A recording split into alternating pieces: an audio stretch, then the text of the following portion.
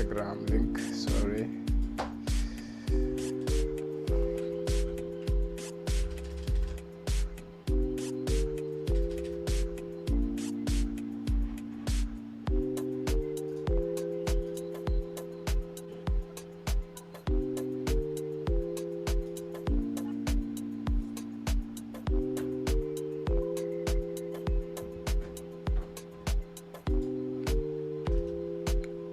Few minutes, we'll go. I have to link it up with Instagram. Login.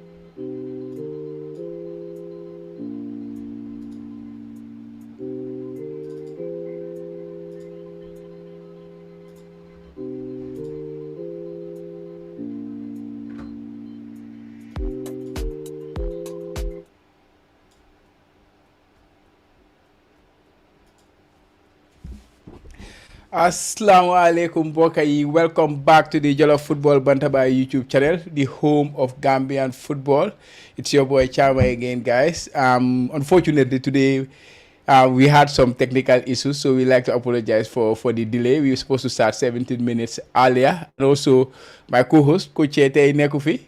But fortunately, small brother me around Buba Jallo Falabowe. Today we have a very important guest, and ñu bari Gambia, we see him, we hear how the work he is doing, but we don't know a lot about the guy we are having today, guys. So brace yourselves. We're gonna have a very interesting discussion with our guest. Bakary Bojang. We all know he ngeen ko dee gis xam naa si social media yi ak yooyu noonu. Let me bring my brother Buba Jallo Falabowe mu nuyu mbokk yi before we invite our guest to come and join us. Bro Buba nuyu naa la. Welcome back to the Jollof Football Bantaba YouTube channel. Gëj nañ laa ca fa. Waaw Chama digal la kañ gëj naa fi ñëw trop wante nu ma ko dee waxee rek di kontaan ñu nga xam ne ñuy panélistes yi ñoom Fodé ñoom Hamidi ñoom Sini ñoom Coach ak yow sa boppa ak ñi nga xam ne ñoo dee dal di seetaan even after programme bi tam ak ndongo yi nga xam ne tam ñoo dee dal di nekk space tam si Twitter bi tam ñooñu ñëpp ma leen naa dal di sant di leen dal di gërëm. Dama fi dee géej nag wante suma xel daf dee dal di nekk si yéen kontaan di leen dal di ñaanal lu nga xam ne muy jaama yàlla yokk jaama noo ko waxee rek tey moom ndaanaan leen dal di am parce que léeg-léeg ne mbir ñu ngi wax Yankuba Minteh wante ku amee Yankuba Minteh tam ku ko nekk di dal di jàppale kooku suñ ko amee fii tey loolu dafaa dal di nekk kontaan te ku ma amal cofeel la ku ma jox cër te ku ma naw tam soo man koo dal di ñaanal tam yàlla barkeeloo liggéey bi. Parce que jamono boobu gis nañ ne woon xale yi duñ dem trials Premier League léegi su waree yóbbu ñaari xale dem trials Premier League ñu gisaat tam team Rhino tam yóbbu beneen xale tam dem Turkey kon nga xam ne kon football bi mu ngi dal di advance te jamono bii loolu leen doon dal di jooy FIFA lancing Gambian FIFA lancing loolu leen doon dal di jooy kon Chama di la dali dalal suñu gan bi ak ñëpp ñi nga xam ne ñu ngi dal di déglu sénalement waa Amérique waa Angleterre Chama.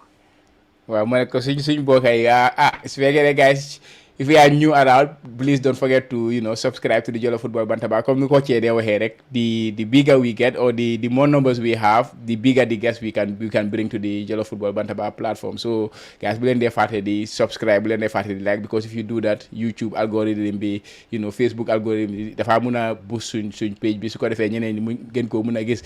Last week rek maa ngi ñëwoon fii di leen wax ne di leen gërëm for the 10,000 followers on Facebook. We hit 10,000 followers on Facebook. Comme ni ñu ko waxee, we're gonna give back something for hitting that landmark.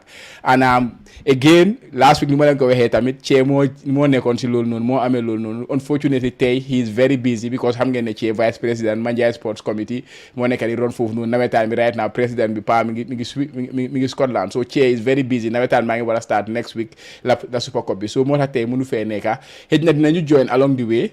But again, price bu ñu leen dig we will announce it ne leen wax naka lañ ko lifine naka la moo demee and hopefully bu amut yaakamti it will come inshallah. Comme ñoo leen gis ci thumbnail bi tamit rek today we have a very very important guest. We have very interesting guest, Bakary Bojangi. We of course ku ko xam ne nga xam ne Yankuba Minteh agent am bi, but he is doing much more than just being a Yankuba Minteh agent. He is an ex-footballer. He's an ex-professional footballer. He has his coaching license. He's running.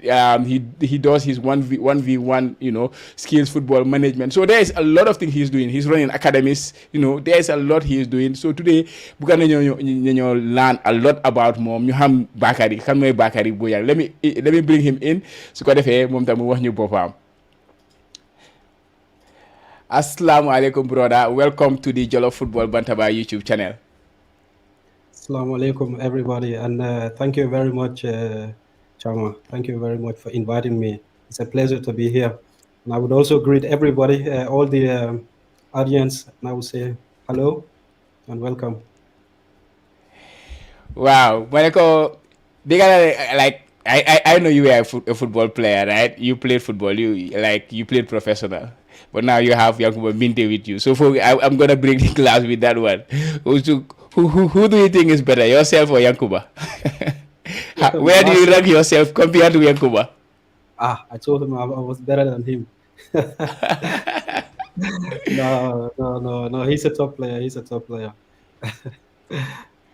He's a top player. Oh yeah, wonderful. So, but first we start our chat today about knowing more about Bakary. We know you have been in Denmark for a very long time. You played in Denmark football. But who is Bakary Bojangi?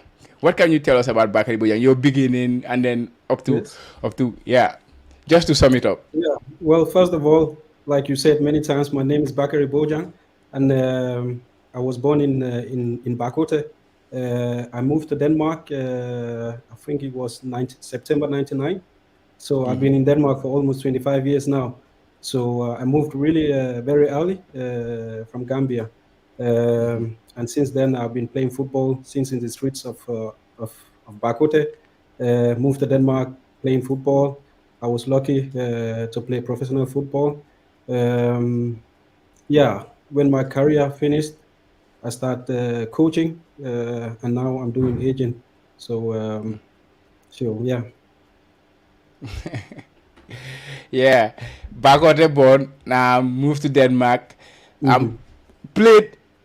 When I checked through your footballing career, I saw you spent some time playing in England as well, because I see you played in the FA Cup in England. You played in Denmark. So yeah, you have a very very long career as a footballer, and a very respectable career as a footballer. But then I was never hearing about Bakary Bojangi coming to the Gambian national team, because that time we don't have a lot of Gambian professional players. Yeah. Well, I think the thing was when I was younger, there was no social media and everything, all this hype. So, and I moved from Gambia very, very early. so nobody knew about me from Gambia like that. And I would say, yeah, you said that I have, yeah, I would say I had a good career, but for me myself, that even motivates me to be an agent or to be a coach. Try to give the young players a opportunity to reach their potential. For me, the way I say it myself, I haven't reached my full potential. I'm hearing that a lot. From former teammates, from former coaches. When I was playing, I was taking some decisions which was not good enough for my career. For me to be in a certain level. Yeah, I was good enough. I was always one of the best players, but there's some decisions and there's some sacrifices that you need to make. If you don't make that, you cannot reach your full potential. So this is the experience that I'm trying to use to give to the next generation. Well, the players that I'm working with, to help them to reach their full potential. Because talent, we all know, talent is not enough. You have to sacrifice a lot of things, for you to be able to reach your full potential. And it's very important. It's not only about what you can do in the pitch. It's also about what are you doing outside of the pitch. So yeah. Yeah, definitely. I already start getting those messages. Mohammed Fai say, Chama, can you guys please localize it? I mean, he want us to speak in the local languages as well, but we will do that, like we always do here. Like on the Gambia football show, some people will come and speak English, some people will speak Wolof, some people will speak Maninka. So we mix and blend it back. So please be considerate when you are when you are explaining things. Sometimes Yeah. you just Okay. go into the Maninka a little bit. Yeah. For me, it's not gonna be Wolof. It's gonna be Mandinka because that's the language I speak. Yeah, with my parents and siblings as well. So I understand Wolof, but I don't speak it that much. But, Yeah, definitely. No, definitely. We will add the Maninka in it. Buba is here, so it should not be a problem. Buba, before we move on to talk about his career, his playing career, the clubs he go through, about his background, do you have anything to ask, or before we move? No, go mo ko. Okay. Let's talk about your footballing career then. What can you tell us about your footballing career when you moved to Denmark? Which clubs did you play for? And yeah. Yeah, well, yeah, I can start everything. Like since I moved to Denmark, well, I can remember I told my father because I was used to playing football almost every day in Gambia, in the streets, in the schools, and everywhere. So I told him, and a kid from Gambia had a dream of being professional. So now I get the chance to play, to be in Europe and playing there. So when I came, I told my dad I want to play football. So actually, the city that we are living in is Odense, obviously, and OB is the big team in the town. So he Yeah. contacted OB, and I think I got a trial with one of, like, I think the fifth best team or something like that. But I didn't care. I just want to play football. Which level was it? So I was with this fifth team and scoring, I don't know, 6, 7 goals every game and everything. So eventually they took me up to the second team, I think. And then eventually the first team. But I think at some point, one of the best youth academy teams in Odense, OB were actually not the best academy teams that time when I was younger. There was another team. So they eventually signed me. Then I could play at the highest level in Denmark. When I think I was 17 that time. Was playing with the national team players from Denmark. Even some of them they played senior national team for Denmark. Those were my teammates back then.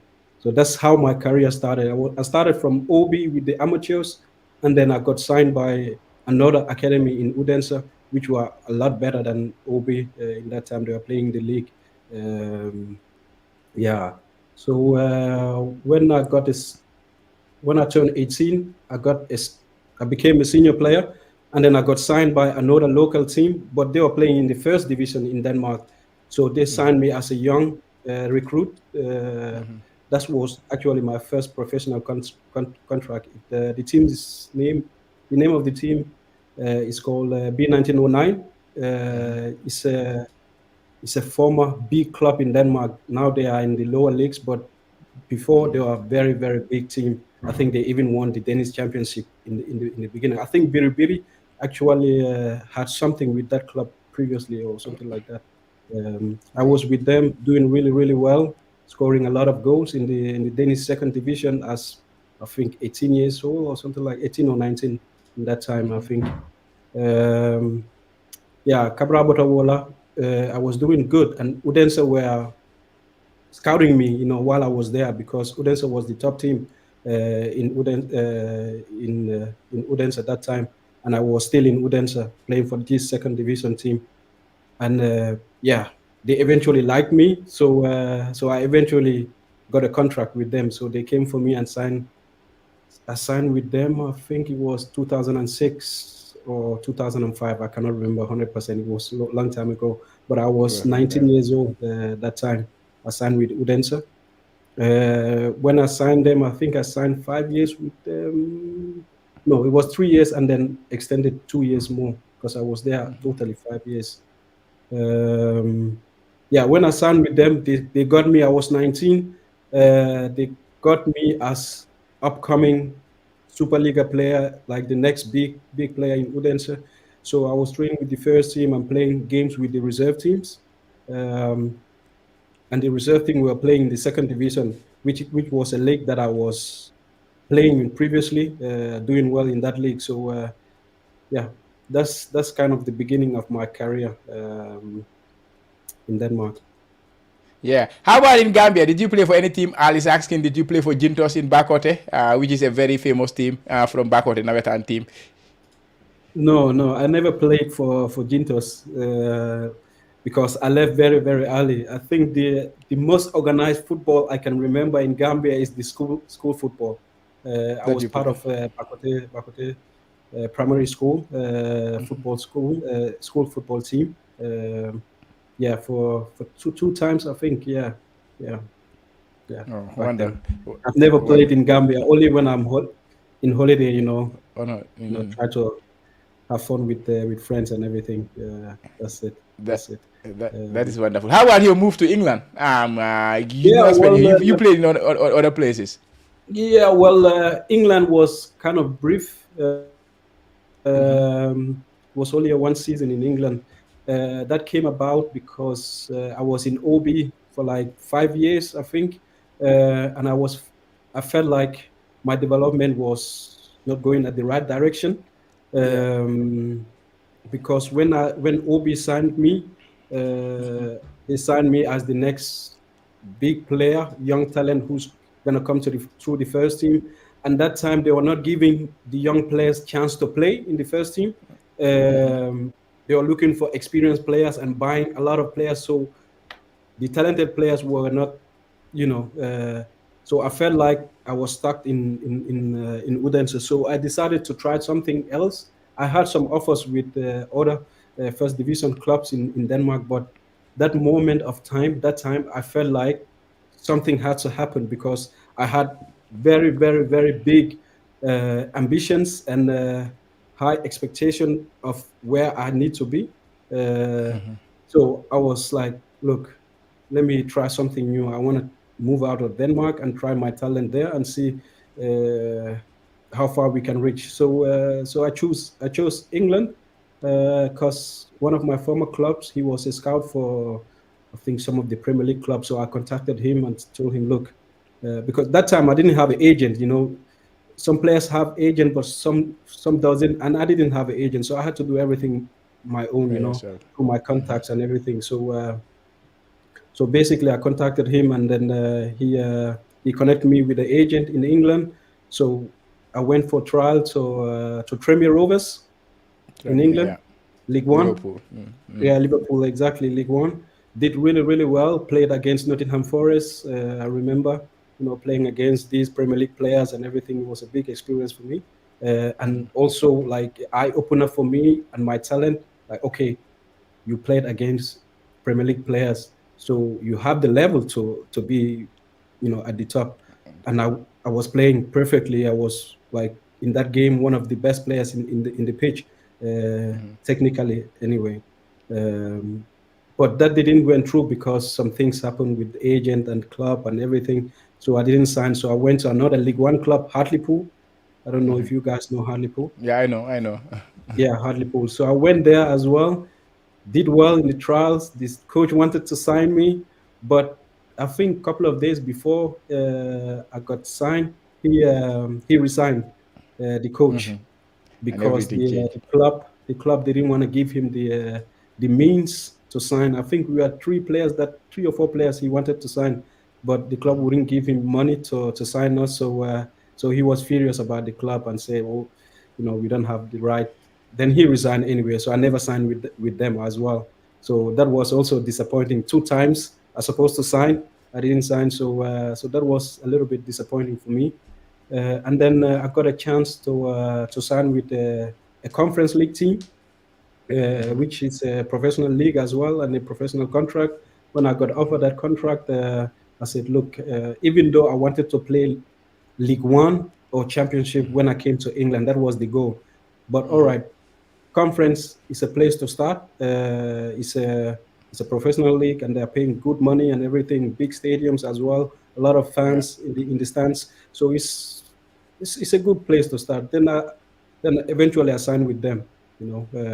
I played there a couple of months, I think, but I was not playing regularly for some reason. So I decided to move back to Denmark anyway after the end of that season. So it that's was it. only half a season I played in England. Wow. Oh, okay, Yeah, cool. there was How a lot about of how ups about and downs. yeah, yeah, that's football, right?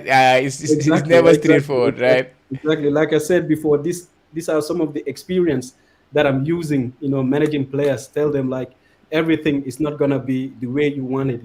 There's gonna be up and down, up and down. So you just need to deal with it and find ways how to manage. That, yeah, Yeah, yeah, and move definitely. forward. Yeah. Yeah, definitely. Without wasting too much time on the career, which is very important. People need to know Mhm. who you are. You know what you did as a footballer. Mhm. How about the national team? Did you ever get any call up to play for the Gambian national team? Or because I know Yeah, you are kind of there a. was actually there was contact. I got invited actually once when I was 17 to join the team that went for the World Cup. With Ibrahim Osona and Yeah, yeah, how's it called, Osjalo and that Osjalo, group. Zico. Yeah, Yeah. before they start the preseason and everything, the camp. Actually, they contacted me and asked me if I want to join the team for the selection and everything. But the time that they invited me was not actually suitable for me in that time.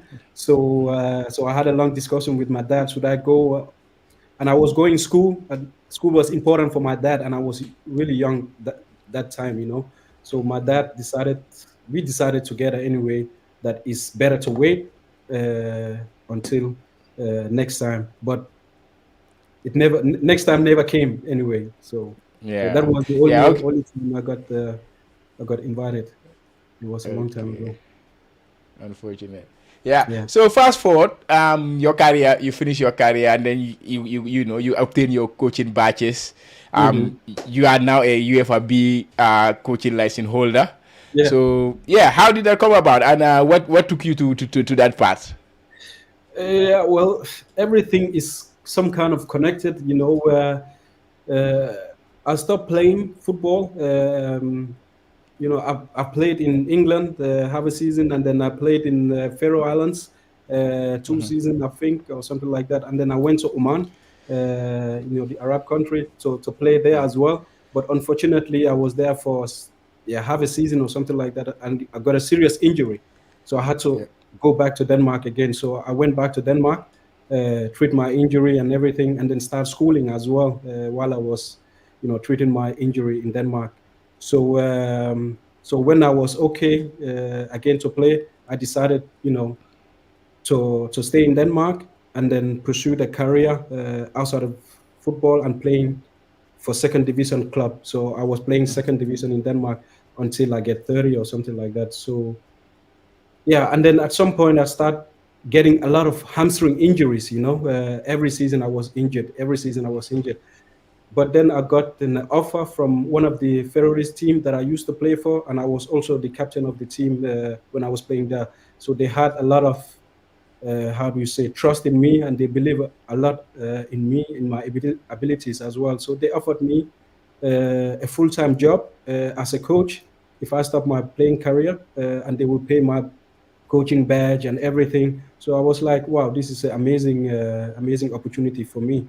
A club who actually reach out to you and they want you to be responsible for their club, for their team, for their first team, for their youth academy. Actually, the project was to build up the team from the youth team to the senior team. So I had to, you know, I had to, develop everything, all the strategies, how they can develop the club to be, a top team in Faroe Island, and which was a very exciting challenge for me. And again, it was full time, so I could concentrate on that. So that's how we started. Yeah.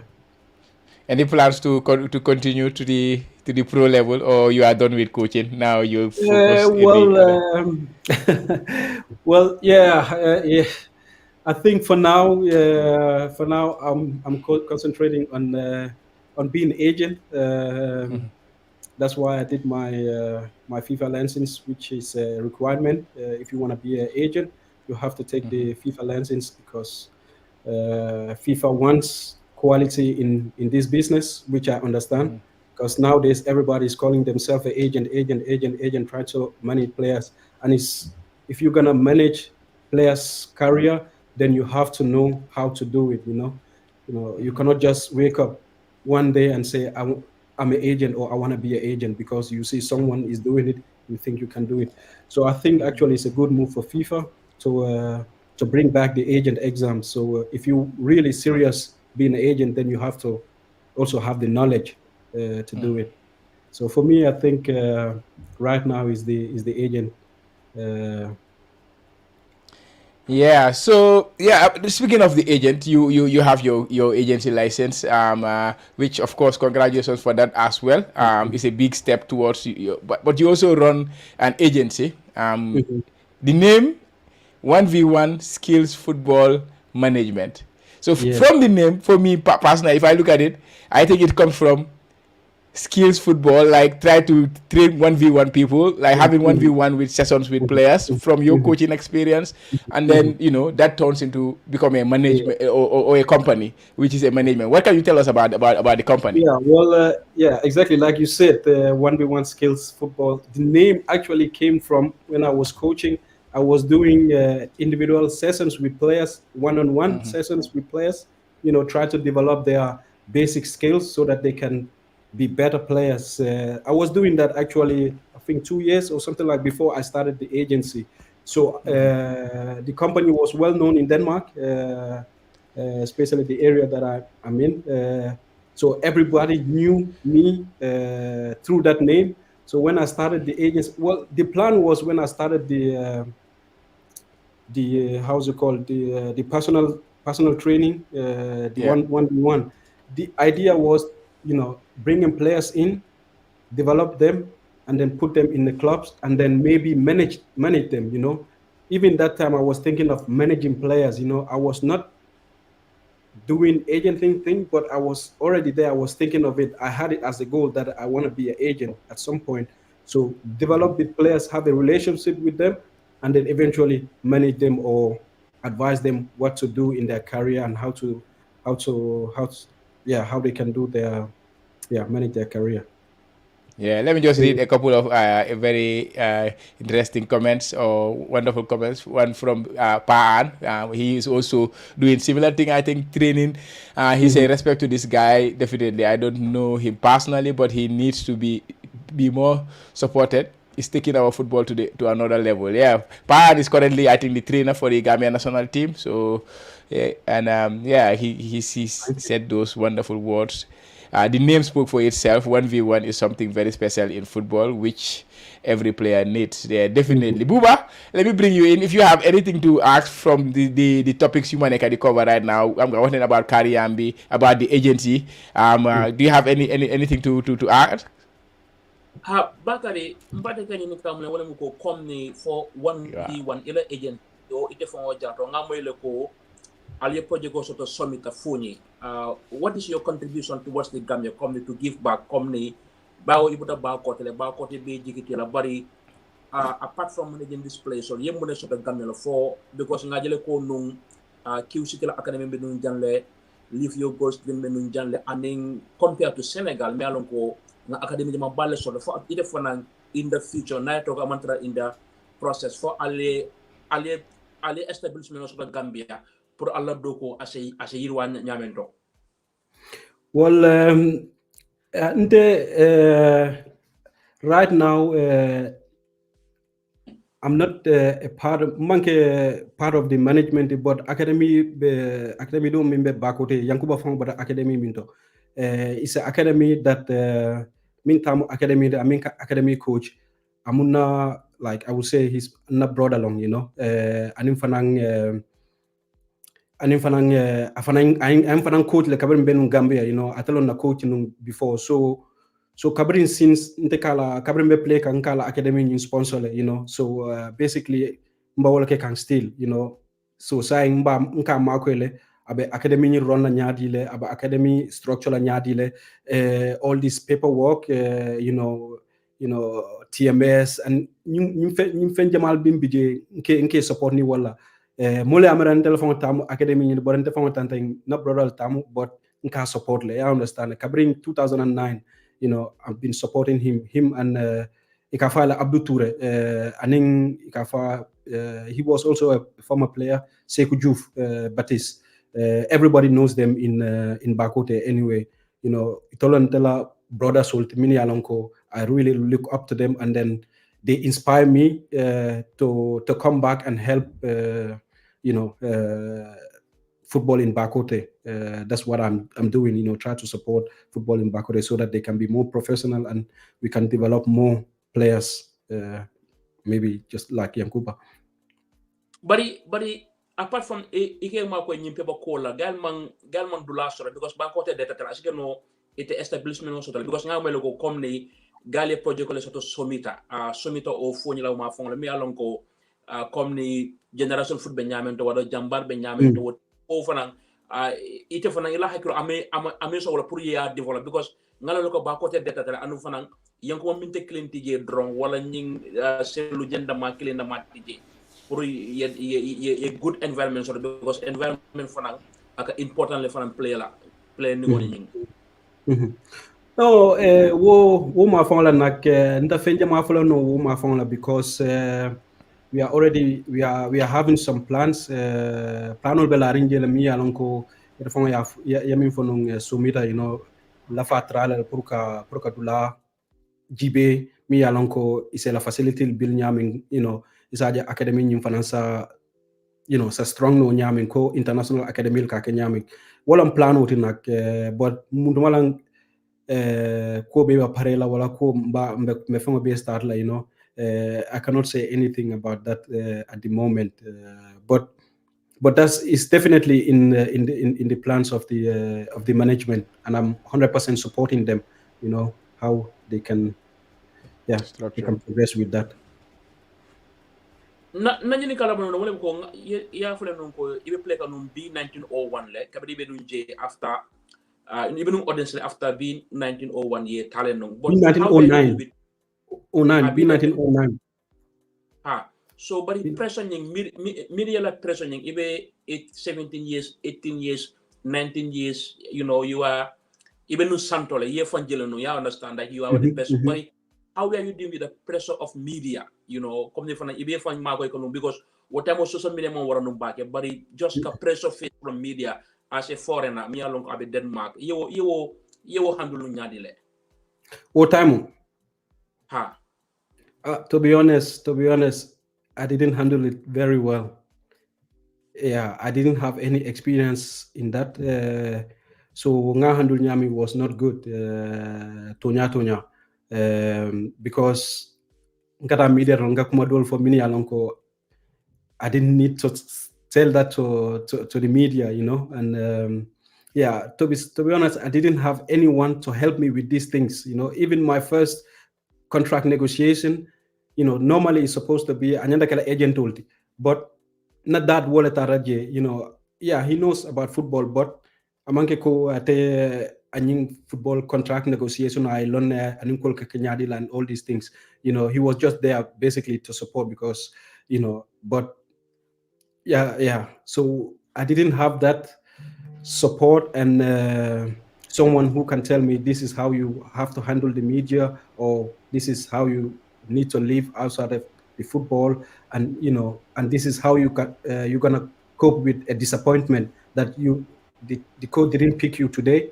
So how can you handle that, for young player, and you see yourself like one of the best players, and even in training, but coach is not choosing you, and some of your teammates are fighting you. So how, you see yourself, it's a very tough situation to be. So wobe a collateral, and the moti jenu me and kasamako would be, so yeah, it was not easy. jërëjëf Chama. Yeah, wow. Yeah, some more comments are coming. Farmer Samate, he said he was your classmate at Bakoteh proper, and he's a humble person and very respective person. He meant to say very respectful person. Yeah. My co-host was here. I think Dugasina. Dugana Baba coach. He's very busy currently. He's in working on the Nawettan scene in Manjai. I think he's currently at Manjai Park. I'm sure he has some very interesting questions to ask to Bakary. Coach, welcome back to the platform. I'm not young busy now. Thank you, Chama. Thank you. Assalamu alaikum, Gambia. Assalamu alaikum, Buba. Assalamu alaikum, Mr. Bakary. Welcome to the Jollof Football Bantaba YouTube channel. Here is the home of Gambian football, as I always say. And here is your home too, because you are a Gambian, and we are all seeing the good job that you are doing for the country. The welcome was Buwa Namanala. Boy, mala raw suma gisee rek man si football boy. Si football la I know. Dégg la kañ di jégal suñu audience na comme ni ko Chama rek la dañ Nawettan baa ngay jot yaa ma gën a xam small position is very critical when it comes to Manjai Sports Committee.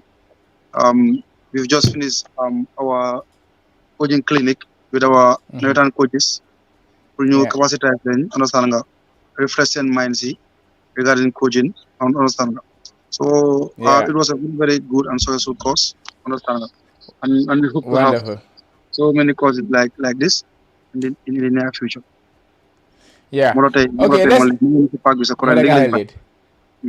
I understand. So, Bakary, we already discussed about his footballing career, coaching career. I'm not missing a little. Maybe after you can watch it back, and about the 1v1 skills football management. But about the academy, you have an academy. You are running your own academy in Bakoteh. Some top Gambian talents, emerge from that academy. When I was going through your previous posts and stuff, somebody like Ibrahim Adabo, who is currently playing for Roma, he went through your academy. Of course, Yankuba Minteh, he went through that academy, and many others. I think some players who are in the national team also went through like the system. I don't know if they play for the academy, but what can you tell us about the academy that you set up at Bakoteh? Yeah, I want to make it clear. The academy actually is not my academy, but it's the academy of Abdul, my brother. Okay. He's the owner of the official owner of the academy. But it's true that I've been sponsoring the academy since, helping them, because obviously I'm from Bakoteh and Abdul used to be my coach. So I was helping them since 2009. Like you said, a lot of young players who came from Bakoteh, most of them have passed through the academy. It was Abdul and Sekou Diouf, but Sekou Diouf, he traveled, so Abdul took over the rest of the boys who are with Sekou, So yeah, that's actually the academy, Bakoteh. So now I'm supporting them 100%, yeah. So what's the secret? What's the secret in that academy? Because some top talents are emerging from there. Oh, I'm not sure if there's a secret. Well, they have some dedicated people around them, the boys, and they train hard. And everybody loves football in Bakoteh. So it's always the Bakoteh field. When you go there, that's 100 players around training since morning to afternoon. So I think that's the secret. The field is always busy with kids who love football playing. Yes, definitely. Let's move on to the Chama, more in depth about the agency. Yes, Chair, you have a question? Chama, I want to Wow. Regarding the I want to add academy. something regarding his academy. Yeah. Currently we are as I'm talking to you right now. Me and you, Bakary, we are rivals because your team we are all in the same group. Bakary Yeah, Academy and Kudu FCI all in the same group yeah, for it this never said, yeah. upcoming Nawettan. Yeah. Yeah, for the upcoming Nawettan. Your coach is just here. He also attended the course. Future. I think Yeah, he's it's, young yeah. and he's an upcoming coach. Yeah, Mhm. and we talk a lot with the coach on so many things, and I can see the hunger in him, like he want to be successful as a coach. So I just want to let you know that he's also someone that you guys should really help more, give him more opportunities to learn and be a good coach. Because the way I see him, you understand, and he speaks very well. He interacts very well, which is also very important in coaching. He has a very, very good, big personality, which is also good in coaching.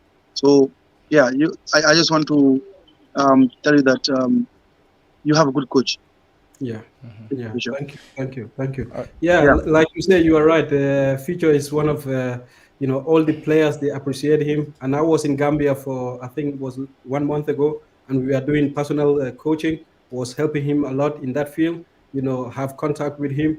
We actually just bought a video camera for him. You know. When he's having session with the players, he can record it and then go back home, try to look at it, do. So we are trying to help him, like but you said, we need to help him even more so that he can reach his potential. And yeah. He inshallah, told we. me. He told me he has been having 1v1 classes with you, sessions Mhm, with you. He told me mhm, that. mhm, He told me that. mhm, Yeah, but keep it up. I can see that you guys are doing a very good job. About Abdul, he's also a brother.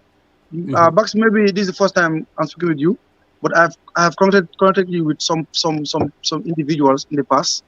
That's why Okay, regarding Yankuba Minteh, okay. and even about sometimes about it was about Rashid Abdul Rashid Yai with some Nigerian agents, if you can remember.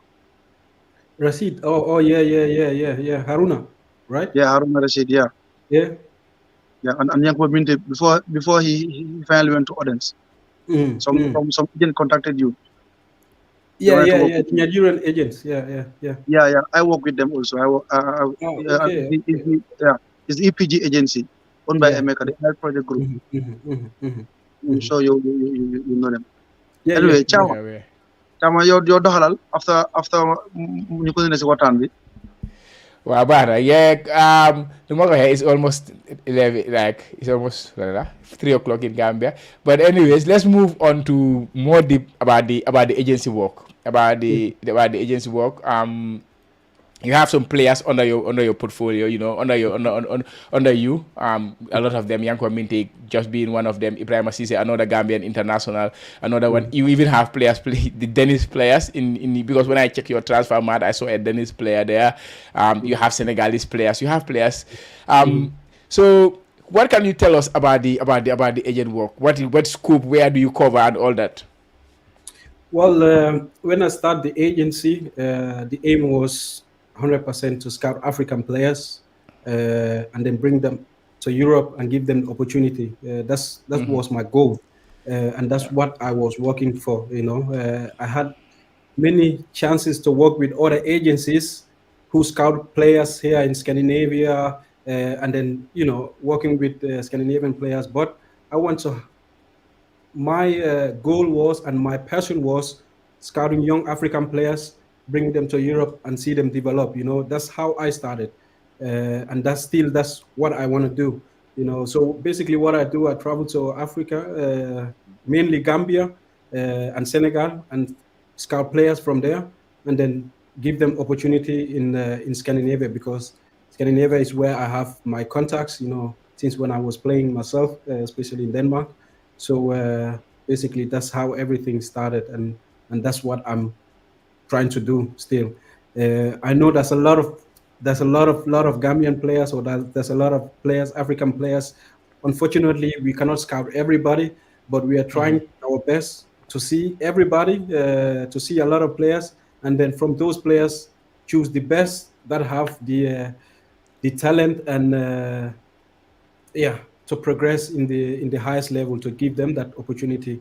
And I would say alhamdulillah, now with Yankuba doing so well, I think I can help more players, to the highest level, because he has done so well, and a lot of clubs, or a lot of agents, and a lot of scouts now see that Gambian players actually have potential to reach at the highest level. So what I would say to the Gambian players, they have to work hard, and be serious with their football, because there's a lot of possibilities now for them to reach at the highest level. With people like me, and I know other Gambian agents who are also working, to give opportunity for the African players. Yeah, definitely. Our other brother BI, Modu BI, is also doing a wonderful job. Sirif has just come into the scene. Seku is doing also a very good job. Yeah, there is a lot of Gambian agents. Imagine now, which is a wonderful thing to see, because in the past it was always a problem for Gambian players. Like, the talent has never been a problem for Gambia. I think any Gambian will tell you that. Like, talent is not a problem, but sometimes opportunity is the other problem. I know you mentioned the other thing. You have the talent, but you have to do the hard work. So somebody has to guide them through to make sure that they have fulfill that potential that somebody saw in them. So now, with all of you guys coming, the agents, I think we cannot thank you guys enough. You guys are moving the Gambian players. For people like us who are trying to also promote what Gambian footballers are doing, it's even becoming more difficult now, because every single day things are coming left, right, and center. We cannot even handle it, because it's becoming overwhelming. So, and that is how we want it. That is the thing we want to see. Let's talk about project Yankuba Minteh. It was a project. People want to know a lot about this project, because it was something that did not just happen. Okay, Yankuba Minteh from Odense Feyenoord, or Odense Newcastle Feyenoord by Brighton. There was something that went on behind the scenes until you reach this stage. What can you tell us about the project? When did it start, and what can you tell us? Well, I will maybe start where his career started. Like, he started playing with Coach Seku, and then Seku left, and then he came to Bakoteh Football Academy with Abdu. So he has been with Abdu, coaching him for a long time. And but at some point, everybody in Gambia that has seen Yankuba play could see, wow, he's an amazing player. He's really, really good. So the academy had to take a decision. What do we gonna do with this kid? So they decided to, because Abdul had some good contact with Steve Biko. So he decided, well, together with me, I advised them, like, it would be good for Yankuba try to play like divisional football. So he got loaned to Steve Biko, actually. That's how everything started. But I think I saw Yankuba, I cannot remember when was it, but I remember when I saw him, I thought, like, wow, this is an amazing player. The way he runs with the ball in this sandy pitches is amazing. So Abdul has always, like, told me about him, like, he's an amazing player. So when I saw him, he was very, very young that time. I told Abdul, look, he's gonna be one of the best players in Gambia, and I want to manage this kid. And I spoke to Yankuba about him, and he said, I would love for you to manage me. Spoke to the family. I know the family very, very, very well, and because of I've been sponsoring the academy for a long time, that gave me the upper hand, to get the boy, to manage him, because I knew there was a lot of agents, a lot of clubs in Gambia, even in Senegal, that wanted to sign him. But me and Abdul and the family, we had a plan for him. take him out of Gambia, and the family they trusted me, and me and Abdul with that. So that's how everything started. So when I came to Denmark, I spoke to Udens about Yankuba, and at the beginning they were not that interested. They were like, African player, the videos that you send us was not that good and everything. But eventually they trusted me because I have the relationship with the club. So he came to Denmark. I think he was 16 that time for trial. I remember his first day in trial, he did really, really good. The first 2 days, he was really, really good in training. But after that, his level dropped a lot, because the mentality that he came with, I think he came with the mentality, he was so good in Gambia. Everybody was calling him Messi, Messi, Messi. Now he came to Europe, to a European club, 2 sessions, he saw that he was that good, and then he started relaxing, Again, the mentality is so important. But I had some conversation with him, a lot of serious speak with him, that if you want to be professional, it's not only about the talent. You have to be focused, you have to be concentrated, you have to work hard. You cannot just do well 1 session, 2 sessions. You have to continue. Every moment you enter the pitch is an opportunity for you to improve, and it's an opportunity to show people what you got, And that time he didn't understand this, so he went back, and then I had to convince the club to give him another chance, actually, because they were not that interested for him to come back. But I had so much belief in him, because I knew him for a long time. It's not like a player that I knew for one year or something like that. I knew him for a long time. So I knew what he's capable of. So it's just a matter of mindset, thinking differently and be serious about his football. So he eventually came back. When he came back, then the rest is history. Because when he came back with the mindset that everybody sees him now with, he started that time, So when he came, he killed everybody in the club. Like, he showed them that he has amazing, amazing talent. So yeah, definitely. And and we have a very interesting question coming from one very prominent journalist, Lamin Del Fadera. I'm sure you must know about him. He's saying, Chama, this is interesting topic, but he say it's also important to talk about the importance of education, because nowadays, every player want to play professional. Every players in the country want to play professional, but some players only focus on the playing football side. How important it is the education side, in your opinion? You have gone through the playing side, you have gone through now trying to nurture talents. How important is the education, in your opinion? It's so important. It's so important. I can say that, myself, if I didn't went to school to get education, I wouldn't sit here today, because there's a lot of things that I'm doing now is because of I went to school and got myself some education. I will not even pass the agent exam if I didn't go to school. And I was going to school and playing at the same time. So it's so important. That's why FIFA have the rules that here in Europe, for the academy players, you have to have academic program for them, So it's very, very important. And I know here in Europe, clubs take it very, very seriously that players go to school while they are training with them, It's very important. Yeah. It's also important to be able to read your contract, Yeah, you can trust your agent and everything, that he handles everything, but it's also important for yourself, you can agree what your agency is saying or the club is telling you. Yeah, definitely. Just a couple of weeks ago, we had here one upcoming very good academy in the Gambia, Medina United. We saw them win the FF Cup in the Gambia in their first time of asking. Their team manager and I think recruitment scouting something. He was here discussing with us, Tijan Wada. He was talking about this education thing. This even now part of their policy for the kids that they have in their academy, to have academic excellence as well as footballing excellence. So if they don't do well at school, that might even cost them their place in the academy. So it means you have to do well to be part of that football academy. I think Che have a question for you, so I will bring him in. Coach Che, go ahead. Okay, Chama. Bakary, you were talking about Yankuba Minteh going to Orange. I could still remember when he was going for the first time. He went with one Dauda Dabo from Gunjur, who is currently playing for Walida. And I think he was first under 20, the first under 20. So what happened to him was he went with Messi together. What happened to him? What happened to him? Well, first time they came, actually the club were more interested in Dauda than Yankuba actually.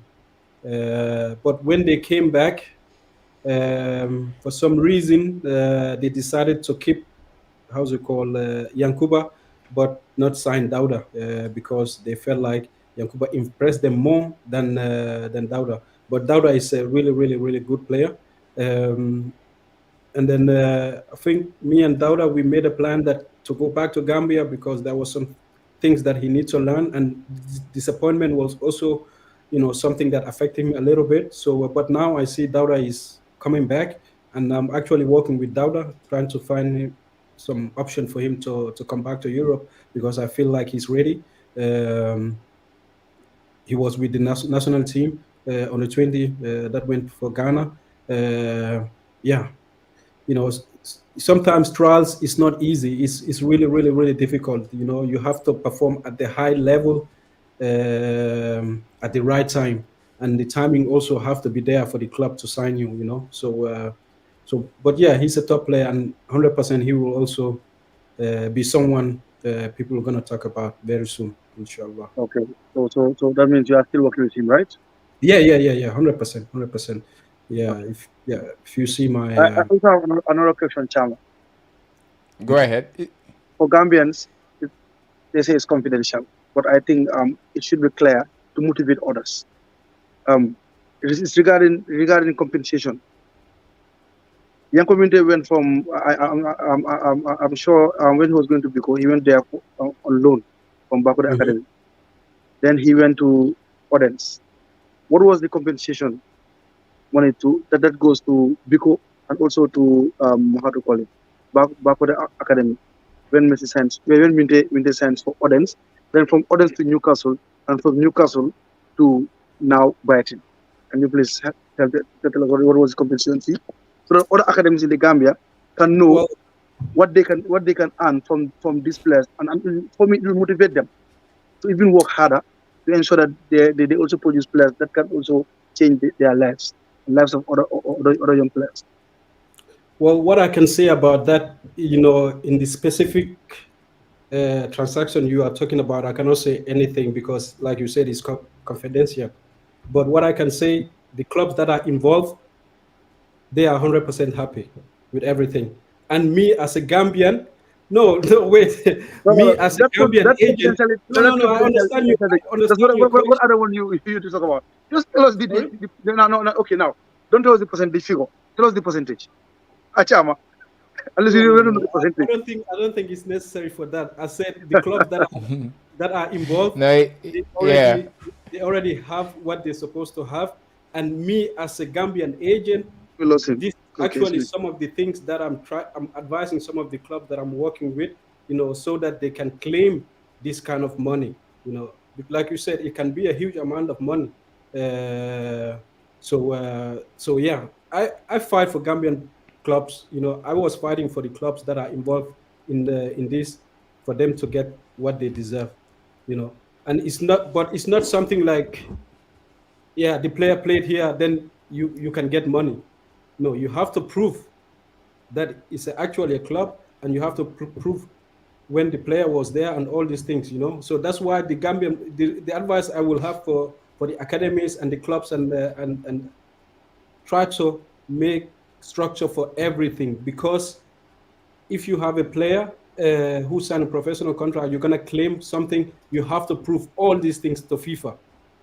So start doing it now before FIFA will ask you about it. Try to make everything in a professional way. With the structure, who's working with the club. How many teams, how register all the players that have been there. It's very important. It's very important. Mr. Bojang, you still haven't answered my question.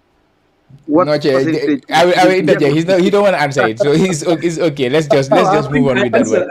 I cannot. No, I mean the specifics. Because The specifics is okay. You don't. It's okay. You don't have to go through the specific. For me, I will not even. Yeah, it's fine. But anyways, let's continue about the Minteh project. He went from like last season he was exceptional. Like right now he's on the lip of every Gambian. He's on the lip of every football fan. Like if you go to the Premier League fans right now, there are millions of people who play fantasy Premier League. Like everybody is talking about Yankuba Minteh. I'm even being a little bit jealous about that because I wanted him to start with the season doing very well before before doing it in prison. But he has been exceptional. He came to Japan. He has been exceptional. Japanese are talking about him. How far do you think he can go? I can remember fully well when we started. The first day we talk about Yankuba Minteh on this platform was the first day he scored for audience. Like that was the first day we actually talk about him. And then what Che said on that day, I will always repeat it. That is his his bread and butter, like I say. He said if Yankuba Minteh that day he was playing for audience. He said if Yankuba Minteh plays for Real Madrid, of course, like just hypothetically, if he plays for Real Madrid, it will not surprise him. And now we see this trajectory that he's going through. Like the pace he's going at, the rise is so rapid. So yeah. What can you tell us about that? Like Che said, maybe people who doesn't know Yankuba, maybe they are surprised that where he is now. But if you knew Yankuba previously, you will know this is not a surprise. This is not. Yankuba have been saying that to me even before he came to Denmark first trial. That Bucks, if I get the chance, I will be top 5 league. I will not even stay in Denmark. And I remember there's a series here in Denmark, a series where they interviewed him. When he landed in Denmark first time when he signed the contract, they were interviewing him. He told them that I came here to be here only one season. I'm aiming higher. He just came from Africa. He knew, and he has always been telling me. Even before he came to Denmark, Udense was struggling a lot. He was telling me, I cannot wait to be there because he already signed the contract with him. He was only waiting for the paperwork. And Udense was losing a lot, first team. And he signed with the under-19 that time. He told me, if I come, I will put Udense out of this mess that they are in. And the boy did that when he came. When he got the chance, he scored his first game. And after that, Udense were winning every time. Everything he says concerning about football, he will do it. He have that mindset and that mentality and that confidence. That is what make Yankuba. He's very good. He's a talented player. He's skillful. He's fast and everything. But his mindset is amazing. It's amazing. Like it's amazing. Like if you know him very, very well and you see him, you speak with him, like you will know, wow, this boy he's something else. He's something else. And it's all about in the mind.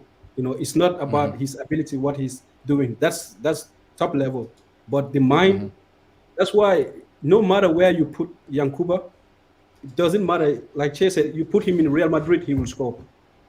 That's the belief. And I have that 100% confidence in him. Previously when he came, I was telling him, Yankuba, take it easy. We're trying to, this is another level, this and this and this. And even today, when I'm, speaking with him, you know what he tell me? He just said like, Bucks, you worry too much. But I won't worry. Yeah. Bucks, kind of worry. Never cool in the in football or the malo, never cool in the game or no, kind of worry. He's still telling me this. And I know, and football is number one for him. Football is always number one.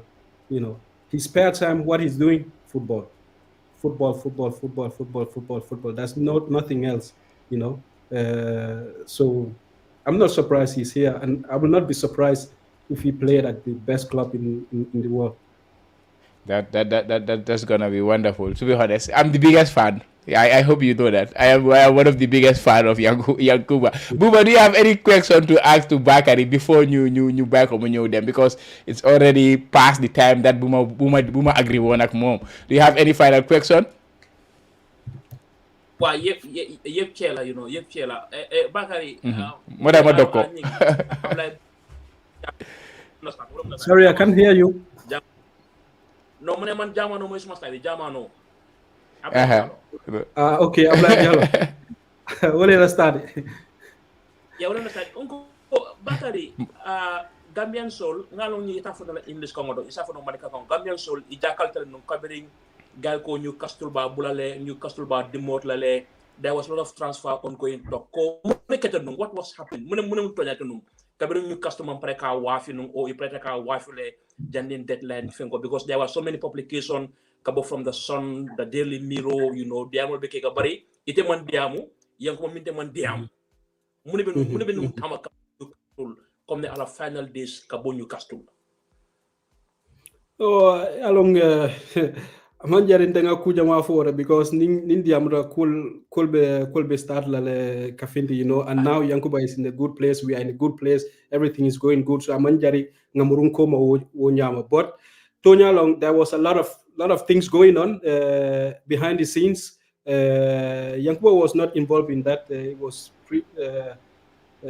me and the club, you know, trying to handle the things. You know, the club have their own interest and I have the players' interest, you know, so that is what I was fighting for.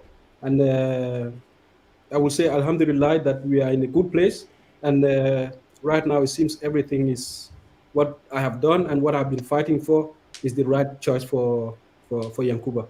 So ngamera nyanta mutala walto nang because min tambita is saying the club Newcastle have moved on and Yankuba has move on and we have moved on. It's not like there's bad blood between us and Newcastle and everything.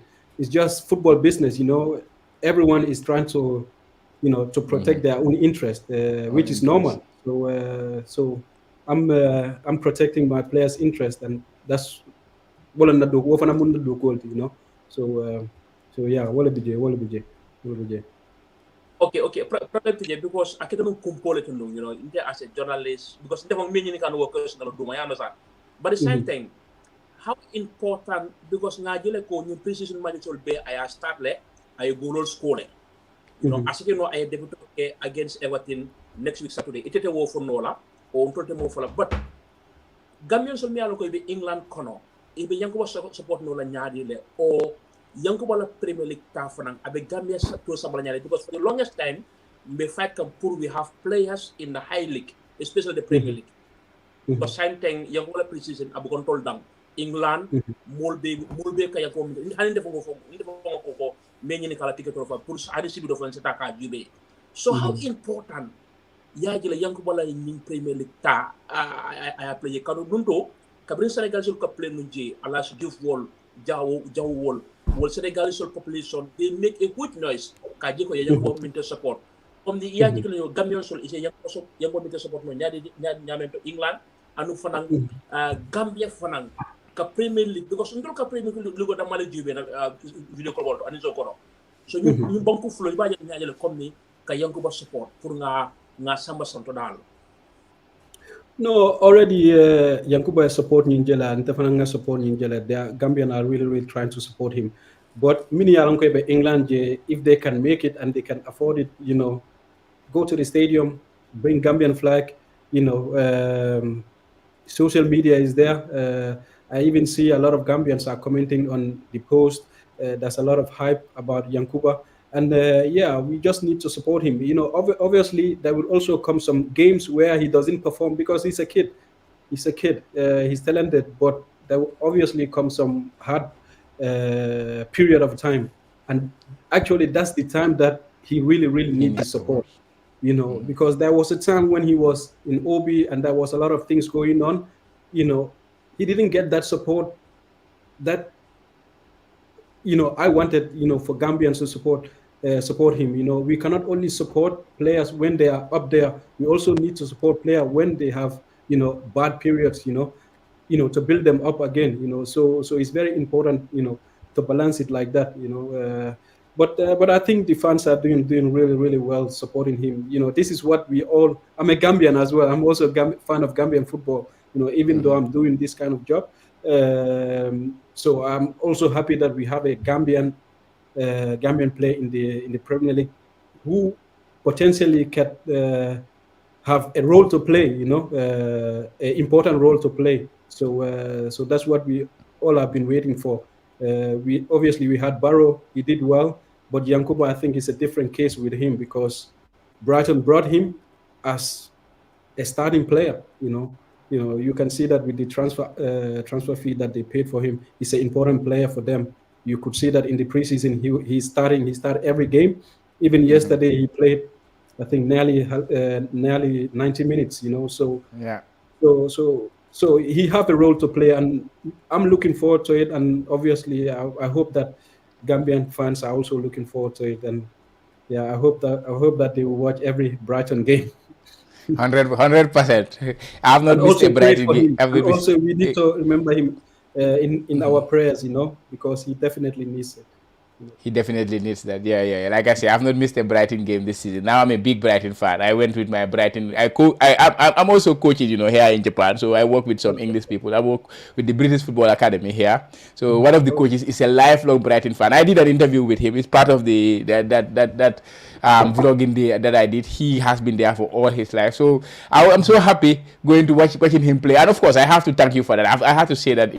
Of course, I said it off camera, but I had to say it, on camera. Buba was the one who facilitated everything, and then you make everything easy for us. The ambassador, when he came to Japan, the ambassador, they met him, and it was wonderful. Gambians were out, especially in the second game when we went out of the stadium in that day. Every single Gambian was like a celebrity. You stand and then you say you are Gambian, then everybody will be coming and rushing at you. It was absolutely mental that day. So thank you very much for that. I'll have a very important question. Al is also somebody who is living in England. He works. He contributes a lot on the Jollof Football Bantaba. The space, he's usually the one who hosts the space. He say he will represent in England. So definitely he will go to watch Yankuba Minteh play in England. I'm sure of that. He has a very interesting question about the kids who you send, the progress of those kids. That is Selu, and what's the other name? Yeah, the two kids. Yeah, exactly. Tijan, exactly. So he said, what is the progress of the young players on trial? What can you tell us about that? Yeah, what I can tell about the players, they have been in Everton for 2 weeks, which was agreed because that's kind of the rules. You have to agree a period of a time before the trials and submit a trial form and everything, so they are there for 2 weeks, and the club's supposed to come back to us, and they did well, to be honest. I was very, very pleased as the agent and as the supporter of this kid. What they have done in Everton was amazing, was really good. Everybody in the club was talking positively about them. But the final decision whether they're going to take them, because they are 17, they cannot sign a pro contract right now. So the aim was from the beginning for them to come, the club to see them, like the same project that we did with Yankuba. He came to Udense when he was 16. That is kind of the same project that we are doing with these two kids as well. We are not in a hurry because they cannot sign anyway. The club told us that they will get back to me. Actually, after the trials, which is a very positive sign for the boys. The boys, they went back. The club asked me to tell the boys to come back for some physical tests as well. I think a week after the trial was done, so which means that they have done well. But I think next week the boys, they will travel to Brighton and train with have a trial with Brighton as well. So I'm trying to give the boys more opportunity, more clubs, try to, so that we have some options, at the end of the day when they turn 18.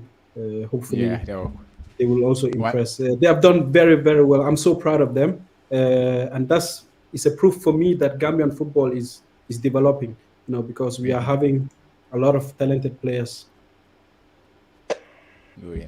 All right, thank you very much. Now, almost half past, and I'm somebody who is very time savvy. So No, I will let you it's have okay. your final words. Hopefully, in the future, we will have another one. I'll have another session and then go different dimension. But if you have any final words to say, and then we will let you have your leave. Yeah, well, I'll say thank you very much for the invitation, and hopefully, people know a little bit more about me. And yeah, for me, it's not about me; it's about the players that I represent. That's how I want things to go.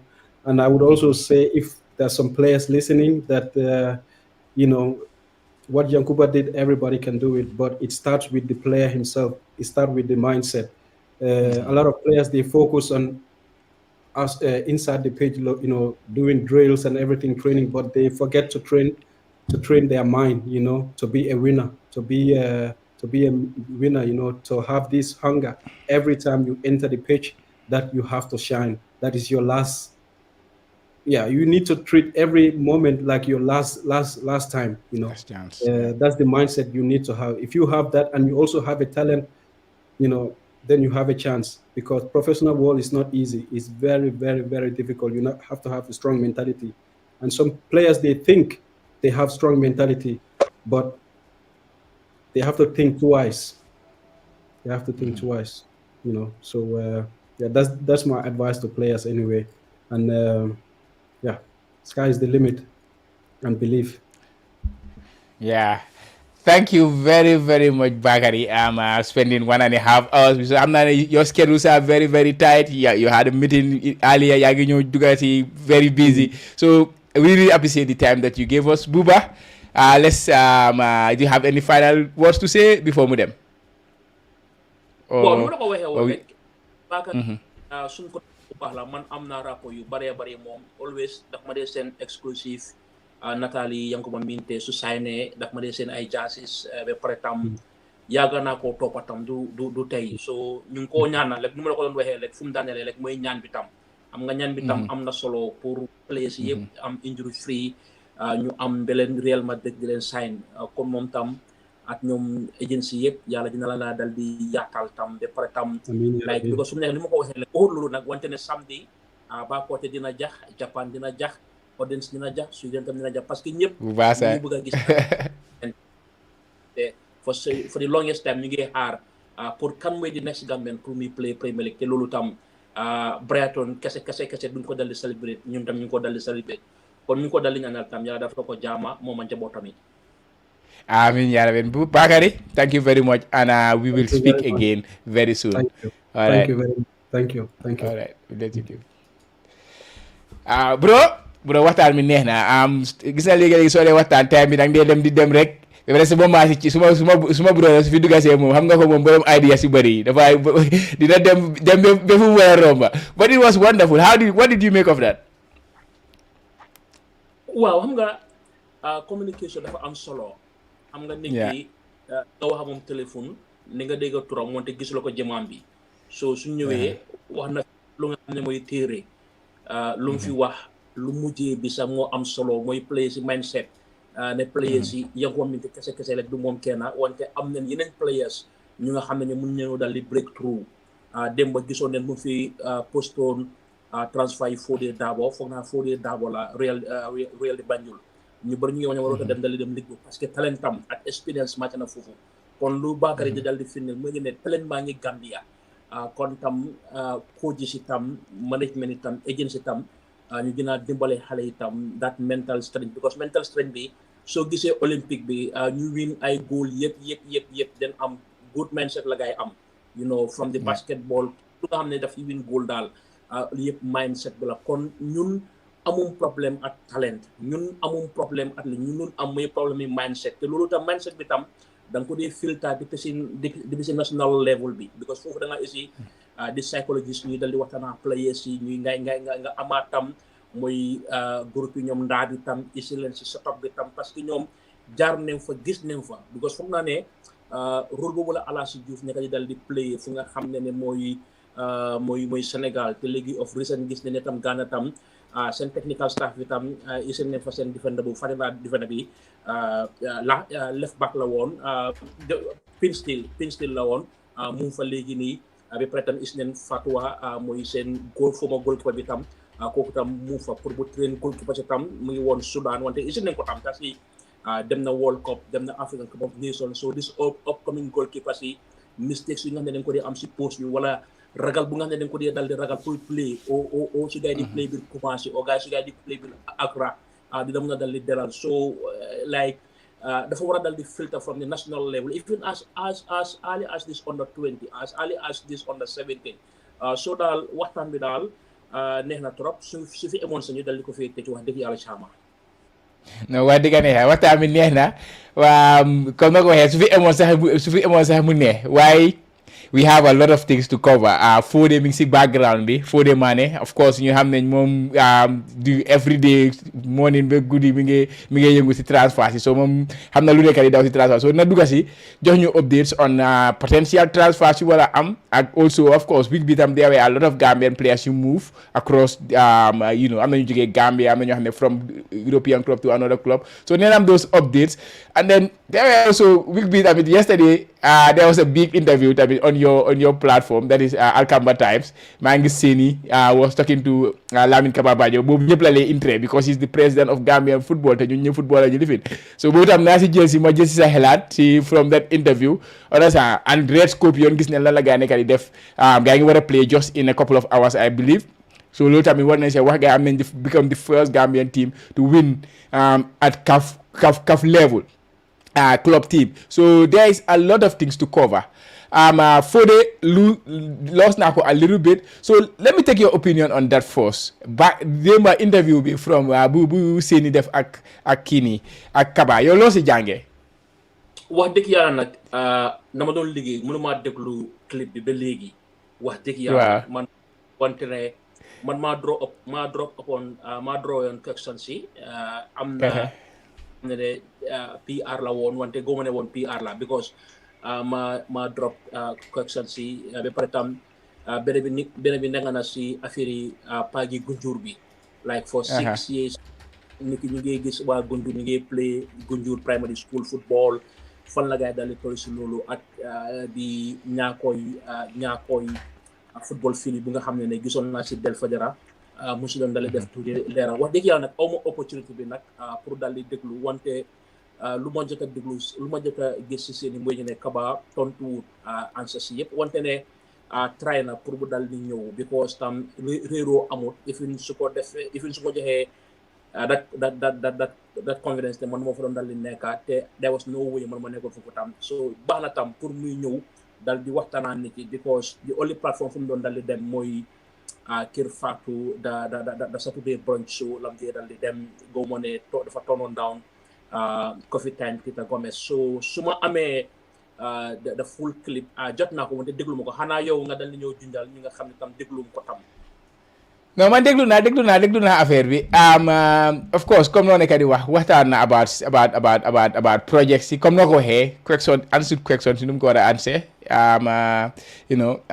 and then because xëy na sa waa ji tamit yow su fekkee yaa defoon interview I think it will be even much better because you can go even deeper because xaga seeni moom he is more of a overall journalist nekkul a specific sport si sport but it was an interesting interview of course wax na fa tam about his term of course mu ne moom he believe in term limit so moom there is no chance mu utaat beneen mandate foofu noonu si GFM waaw wante xam nga Gambie la fi ñëw ñu la dox yi mën a am toogal loolu tam daf dee am possibilité mun na am nga ñëpp mun nañu déedéet yow kenn du mën a dal di dem wante foog naa ne moom there was no tama moom dafa jeex moom waaw definitely dafa jeex moom noonu la ko waxee ba pare tamit am na yeneen nu mu doon explain tamit si nawet beeg yooyu noonu comme mooy ka stadium mooy ka bu Saudi support noonu moo nekk ñaakoy right ñaakoy la demoon Saudi gars ñu jox leen nga am 4 months project bi naaw ba léegi is more than a year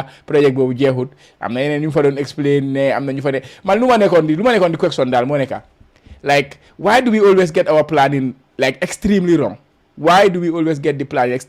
like when you go and then you get that project you have a plan but always when we come back we don't get that plan right. Every single plan you for it was unfortunate this, it was unfortunate that.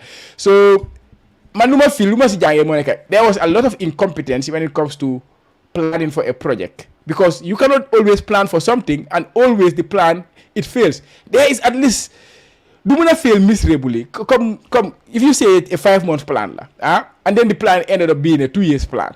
Like no, it's not just unfortunate circumstance. I feel it's like incompetency in terms of the way they plan their things. Man, lola si jangate because everything was the same thing. Project Banjul be park sake you know. Okay, we tendered bits and stuff like that. Niti new bit and then you just have bit like again. Why can't munu expert bo xamantene xamna what is quality and what is not quality? Of course, you have Gambia U-20 understand. Now we don't have this expertise a lot. But more than that, so amut expertise, you have to seek for it. Understand? So hamute dara danga ne wan hawma keden mu ñew duga mu ñew jappay la. But every single time the plans are wrong. So daf len doxe modernity mënu ñew jël this kind of things. Understand? So you don't la fa nekkon di wax. So comme nako waxe answer fa ben question bo xamantene I was convinced about the answer that bu ma jox. So man lolu rek la man lolu la fa jé, but it was a very interactive discussion with Seni. Waaw comme ni ma la ko waxee léegi du dee gaaw a ñëw interview because ba last minute bi sax la teewoon naa Seni mu ne ma dina ñëw because du dee gaaw a grand interview so because loolu laa doon try pour dara ko mu ñu ne of recent sa project manager bi moo dee ñëw muy muy Bakary Jammeh moo dee ñëw o du dee ñëw sax so at least moom su ñëwoon tey su ñëwoon démba mënoon ñu ñëw dinaa dal di leeral like why this because nu ma la ko waxee woon si plateforme yi mooy ñu ne su fekkente ne fédération mënut a liggéey ñoom fu gaay moom muy goal project bi buñ expect dañoo mën a liggéey Banjul lii yëpp is a money scheme lii yëpp asusu la yaa understand dañoo jël fële $20 million fayee ko fële xam nga so xaalis bu gaay dee collecte ifi mu ngi ne Saudi mun a am Saudi sa feeñe leen full so loolu dañ koo dem fayee feneen dañ koo dem duggee feneen so I mean so léegi nii mun na put a very funny situation. am na ko ma doon waxal fàtte naa borom ñu mënoon ne affaire Ibou Faye ma ne ko Ibou Faye nango Banjul la Ibou Faye dafa ñëw wax pour bu génn si yaa ngi sax Ibou Faye dafa wax pour bu génn si moom ne moom wax naa la jeex na wante in the case of Kaba ak Bakary ñoom duñ dee gaaw a wax te ñoom ñoo war a wax parce que ñoom xam neen léegi kon li su moo am sa léegi kon neen isi finance directeur muy Kémo Cissé because moom dina mën a xam xaalis bu dugg ak xaalis bu génn yaa understand because tam foog naa tam is important xaalis boobu tam moom tam bu am si kulu wala ñeneen am si kulu because du fekkente ne du nekku ne foo executive yi like first vice president second vice president bi project management kese ñoo dee amee xaalis yu bari yëpp xaalis yu nga xam ne mënu ko jox ne leen ko Saudi Arabia jox ne ko wante ne I think tamam itam su dal di jeexee tam dina gënaa dal di open up to more questions parce que foog naa ne kuy dal di doon fédération bi kooku moo amee moo liggéey pour bu dal di def because ñi dul liggéeyum kon ku ko doon moo am liggéey. Definitely ba pare Buba balaa maa laal rate copy am na benn because I think it's kind of related gis nañ ne under 20 bi ñi ngi prepare AFCON draw bi génn na last week already discuss on nañ ko fii nii about AFCON draw bi suñ draw bi it's a tough draw at the end of the day but Lime is working with the team xam nga amoon na fi first naka laa ko waxee first selection second batch third batch now barki démb ba si space bi ñu ngi wax moo tax bëggoon naa space mu nekk fi sax ni côté moom mu gën a leeral affaire yi on a ça lay squad bu mu pick bu war a dem he will reveal it this week on a ça according to space there is no gars yi waxaguñ 31 man squad bi ñoo fa nekk but from the team bu demoon si All Africa Games yi 7 players a fa des according to the number bu ma space jot maybe it might be different but because space mi ngi si ground bi soo xëj na moo xam ne lu nekk di daw foofu noonu but 7 players ñoo fa des ñu si des yëpp over age neen génn neen si squad bi wala gars yi duñ mun a help team bi on a ça man tam loolu tam mu jaaxal ma trop on a ça bu ñoo dem si All Africa Games yi what was the motive what were we doing at the All Africa Game dañ demoon pour winning competition boobu that's why we ñu si players yu experience yëpp but at the end of the day we know ne players yi duñ ñu mun a help suñu demee si waafu bi within 1 year players yu nekkoon play foofu gars yi mënatu ñëw play and then we have a technical director we have a technical department ñoo xamante ne they have to foresight what lu ñu war a def si suñ football bi yow loolu noonu noo ko gisee from 23 or 25 man squad only 7 could stay. waaw boo ma ne sa nobody eager 1 year because foog naa all African Games woon April la woon biir Accra. Yeah, April la woon because ñu bari ñu doon wax ne Lay Bojang team bu mu yóbbu woon mu ngi amee reserve team am sa Gambia. yaa understand te kon dafa doon ni kon time bi dañ doon daldi tey dañ doon daldi xaar comme ni pour ñu tontu la sa question bi na am na loolu na amut loolu wante in ton na ngaa gis ne amut loolu yaa understand su yóbbu woon overage players the preparation was very very poor compared to yeneen dëkk yu fa dal taseel so even team bu mu yóbbu sax daf doon difficult trop pour Lay Bojang win ba pare léegi nii dafaa gën a difficult waat pour ñu génn fa because gis neen fan la Mali tollu si youth football fan la Sénégal tollu si youth football so all African Games yëpp woon ñaaka préparation la ba pare tam foog naa tam transfer window bi tam positif na parce que am nañ players yu nga xam ne dañ génn wante daf ñu affect negatively because ñun doon expect ne players yu itam some of the players mënoon naa dimbale team boobu te ñu liggéey génn neen yaa understand unless ñu qualify waafu ñu qualify dem CAF then ñu mun a oo players yooyu because soo even xoolee players ñoom Haruna Rashid Ndiaye ba léegi mu ngi si age bracket bi pour dal di play under 20 yaa understand age bracket yi Yankuba Minteh la wante moom du mun a ñëw play waat under 20 so I mean is plan loolu moo tax yenn saa yi dee teel a jóg dee baax nga teel a prépare ngay baax so the under 20 bu dem fële it was poor planning wante problème bi yëpp naka nañ ko mën a dal di safare woon càmm bu ñu ne soo amoon under 17 bu nga xam ne yaa ngi ko train 2 years under 17 bu nga xam ne yaa ngi ko doon train 2 years under 17 bu nga xam ne yaa ngi ko doon train 1 year then this time crisis bi su amee dangaa ñëw nga fit in guy because Sénégal ak Mali team bu gaay di isi is a different ball game ñooñu team bu gaay di isi is a different ball game su leen jalalee seen isi seen play su nekk Europe sax ne isi waale ñooñu waale pour ñu am mu daw so I think it was poor planning wante ne ba léegi nii am na time xam naa ne space is not convinced of the players yu fa gale gis like players like ñoom Jibril Socé wala ñoom Amara ñu ma la ko waxee positif na dem neen trials génne nañ si dëkk bi wante like ñun dañu doon dal di dimbale woon si kind of competition bi so I mean te nekkul competition bi nga xam ne war nañ fee dal di toog because foofu moo nekkoon breakthrough yi ñoom Adama Bojang moo nekkoon breakthrough ñoom Haruna Rashid Ndiaye moo nekkoon breakthrough lu bari ñoom Kajale Dramé ak ñeneen so nekkul ne competition bi nga xam ne waruñ ta dal di dem te groupe boobu dafa difficult you know we always have to den wàll di toujours di bàyyi xel ne ñu na Sénégal ñoo war yi dem final te ñu na ñooñu ñoo bokk benn groupe yaay na saan dafa doon kon kenn mooy toog si quarter final bi wala semi final bi parce que ñu na ñoom ñoo war a dem final kon amin Lay Bojang la reporter bu mu isi woon All African Games gisum ko woon mënoon naa am recommendation mënoon naa am lu bëree lu nga xam ne war nañ koo wax wante gisum reporter bi kon moom tam ñu ngi ko seet rek dem release squad bi tam then you have ni nga mun a dal di xool wante I think ne like yenn say tam daf dee baax ñu isi play bu ees bi dal di prove boppam. Yeah, definitely. Ba pare yaa ngi wax sa player yu nekk dem one of the best players in the league last season who was training with them Modou Seydi moom tamit he's on his way because loolu la foo report na loolu noonu journal xam nga so yeah ba pare next one I want you to touch on Red Scorpions. They are doing something historic right now.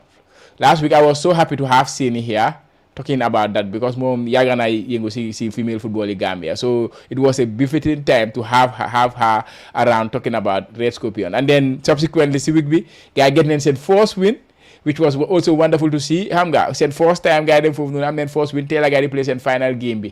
So yow from same process bi ni seen Champions League qualification bi and going all the way there, yow sa what is your reaction to that and how proud does that make you feel? I know it's difficult, but yeah. Well, xam nga like the mindset that history then ko war a génne. You understand that word history because that word history then ko war a dali génne because lola la waxoon ne every year ñu am opportunity pour dalee dem CAF Champions League wala CAF Confederation Cup daf dee wàcce suñ coefficient si Gambia bi. You understand? Yeah. So suñ FIFA ranking bi is very very poor or suñ CAF ranking dafa dal di poor du dee affect loolu de wante ne club level daf dee dal di affect loolu nga pick one of these players or nga pick two players yi muy Kumba Koyaate muy captain bi or di leading goal ku nekkoon leading goal scorer back to back kooku mooy striker bi moo score yoon seen goal bi against Mali nga pick kun joxoon man of the match bi muy Kadi Jatta ñu ngi ko ooyee Messi so two players yooyu because of this opportunity there is a potential scouting either team mu jugee Sierra Leone or Diamond Girls or team mu jugee team Sierra Leone bi like gis nañ ne ñaari players nii muy Kumba ak muy Kadi kii ñi mën a nañu suñu squad lii moo la lii lam la dee jural su fekkee ne dem nga international competition wante it's not history parce que ne lu ñu waroon a def la ak lu ñu war a def la yaa na sax lu ñu waroon a def ak yu romba yële ak lu ñu war di def every year non dégg nga loolu moo dégg la but it's historic because bii rek ko bi na si history book yi because res ko bi seen jigéen yi fu gaay dem ñu wax ne ñu ñoo nekk first jigéen yu jël Gambia yóbbu leen si CAF competition that is big for them at least for the players and for the team for the club right non bañu ma loolu parce que da ngaa gis ne yeneen club yi ñun setee up seen boppa like so Diamond Girls they even have to bring fans from 50 fans la gaay ñëwee if you ne di border soo xoolee diggante Ghana ak Ivory Coast yenn saa yi am na border bu nga xam ne comme ni Sénégal ak Gambie rek da ngaa dugga nii kooku noonu la tam Liberia ak Sierra Leone tam dal di mel wante da ngaa gis di yeneen clubs yi tam booy standard yu gaay egg si kaw yaa ngi xam nga standard gaay egg yëpp tam di money bu nga xam ne FIFA mu ngi ko dee pom si women football xaalis bu nga xam ne CAF mu ngi ko dee pom si women football waxoon naa la fii ne woon lii bu gaa doon dal di dem ma baax boro waroon a teg xaalis tam te teg na si xaalisam ak musóoru yaa understand so da ngay there are some things yi nga xam ne like daf dee laak te warutoon na laak waaw digga because loolu la wax lii fa war a nekk yooni tool warutoon na dem warutoon na dal di so it's an eye opener pour them because tey ñu ngi war a play in next 6 minutes yaa understand ñu war a start foog naa seen game yi foog naa soo ko amee right ñu war a start so wante ni ma ko waxee daal like ñoom ñëpp su gaa ñëwee tam dinañ bind report dinañ daal di gis the way forward next year Police FC suñu winee cup bi du nekk Liberia wala next year Bere Welleng suñu winee cup bi wala ñoom waat suñu wanaatee cup bi for a fourth time ñu ne Rotam dinañ dalee wante lu ma la ko bëgg a wax léegi mooy ñu ne difficultés bu amoon pour doon dal di dem at yële waruñ ko dal di am kon tam lii moo war a pousse kii ñu góor si tam muy Real de Banjul muy Hawks muy ñeneen ak ñeneen ñu fa dal di nekk tam ñu dem because hadn't been Steve amoon opportunity bii woon BST Galaxy daf doon dal di dem exemple because of because football nga dugal fa sa xaalis yaa ngi gis team Sénégal yi ñu ngi prépare time to time nga dégg ne fédération bi ñëw na isi na xaw ma ñaata million sa la fédération bi isee gum sax pour des qualifiers bu nga xam ne muy war a daldi lii so wante like it's history for them pour jigéen ñi pour coach bi pour team bi like ñu ngi am te dinañ fa daldi éega yeah definitely suma waaji foo mu ne mu ngi struggle with the internet mu ngi try waaye mënut a dugga but hopefully suñ ko amee rek we will talk about more about the transfers transfer window bi nag this season it has been very successful, especially when it comes to the confirmed moves, Gambian players who move. Bakary. Now it's becoming overwhelming for me because I want to post every single thing, but it's becoming overwhelming because players here, they are moving left, right, and center. So they could yangi Gambia league them outside, yangi doge from a club, did them to another club, wala yangi hanga. It's becoming overwhelming. It's something it's a big success to Gambian football, Buba, right? Lan mooy overwhelming si Olof. Overwhelming mooy dafa ëpp sama bopp bi kind of. loolu laa ko toojee di su ma demoon moo jëlaa dégg English transfer window bi like a very significant transfer like Aliou Fajara parce que postaguma ko passagut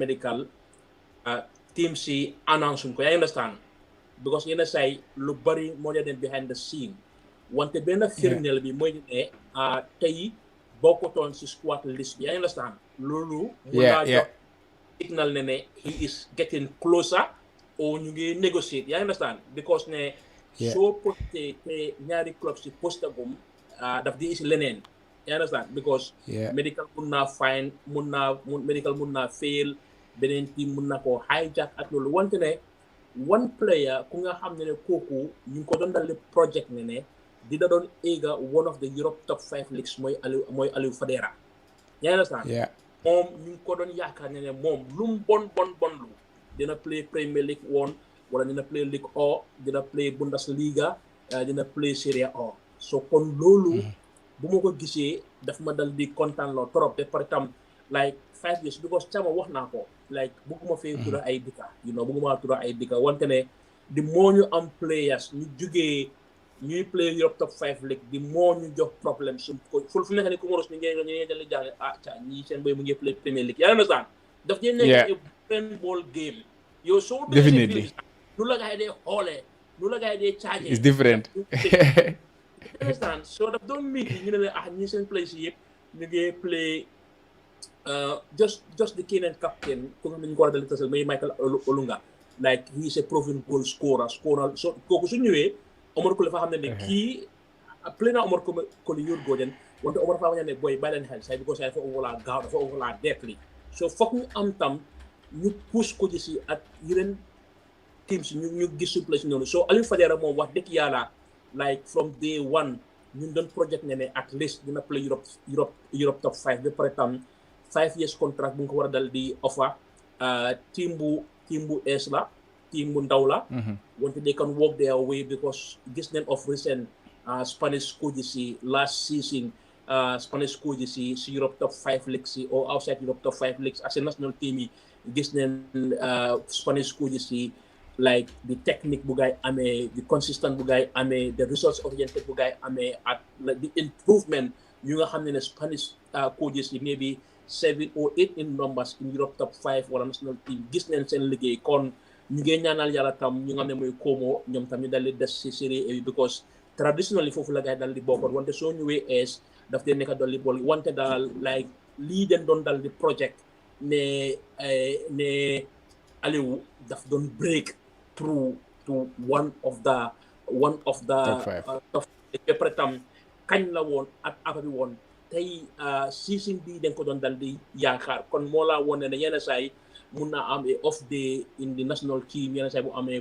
off day jank wante ne like he has potential ba pare tam fil bu mu jaar foofu la mu jaaree fu Yankuba Minteh jaaree Bakoteh foofu la mu jaaree Real de Banjul fu mu jaar foofu soo léegi players playing in Real de Banjul xale yu nekk jógee koñam ak xale yu doon play Real de Banjul ñu sol na ma sax ñu ne hey Aliou dem na nem faa dem because lii mooy motivation bi Chama like the motivation the bar is top 5 leagues at Champions League at Europa League loolu is the list ñu expect ñun suñ players yi ñu fi nekk léegi nii ak ñu war a ñëw like fu ngeen war a play su ma raka mooy ne di top 5 leagues ngay toj Champions League di toj Europa League sooy play Africa ngay toj CAF Champions League ngay toj CAF Confederation Cup that is like standard boobu leen war a teg definitely ma ne we can get some updates, which is wonderful to see. Adama Sidibe is signing today with 2 goals for St. Johnston. They are winning 3-0. They are three goals up. That is wonderful. A very humble guy, very nice to chat with. So it's always happy to see him doing well. Like no go ahead, coach bi problem la mo am fu nekk ni xoolal ni players rek lu ñoo def ma ne ko sa waay itam mu ngi laa la ci aal sa best play sa star bi Ablaye Diallo ndax any transfer news on about him déma mu doon play nag déma gisoon naa ko mi ngi si line up bi you don't play there because most of the time it has to be with your agent sa agent bi because you know Senegal like Mets it's easier for you transfer Senegalese play yu jógee Sénégal ñëw Mets yaa understand so affaire si xam nga daf dee naxaree wax wante soo amee a good agent nu ma la ko waxee like Jamano is different class boy du caaxaan like sa style Moussa Baro Yankuba Minteh ñoom Steve boy Jamano is a different class boy wante we because next team boobu la dafa egg League O one season du wàcca daf di egg you know loolu moo tax anglais ñu ngi ko amee tul mooy yooyu yëpp dañ ko yooyu team dafa dama ko ñu wante I don't think because last time yokkoon na woon contract am man doon dal di dégg ne like Belgium am na yenn team si ko bëggoon Belgium wante ne foog naa ne dafa dal di des because important player la because seen striker bi waa Georgia bi kooku jaay nañ ko delluwaat na Lyon o Monaco xam nga fa lam dellu wante am na fu mu nekkoon so kooku delluwaat na so go ma ne like wante yëpp daal agent la you have to have a good agent ku nga xam ne mooy force deals because jamono mun naa play fu nekk comme ni jamono Yusufa Njie bu mu nekkoon si prime am like kenn daawul ko woon football wala mu doon dem Qatar. Yeah, definitely. But si ligue bi tamit sa waa ji Fodé Dabo moom tamit ngi may move to Oman from Real de Banjul after returning back from Paide xam nga on loan. Then last season he was very good si ligue bi, helped them win the league. Now he is moving to Oman. Do you have anything to share on that? Any thoughts? loolu gis naa ko ñu bind ko wante which Habib dafa ñëw into defense wala Real de Banjul wala ñeneen because xam naa ne bu mu demoon Paide mu fa demoon na I understand. Mu fa demoon na injury, you know. So wante tam like you convince them just like Mahmoud Bajo one season, half season, nga convince sa agent bi ne fii du suma place dangaa ñëwaat Europe. I understand.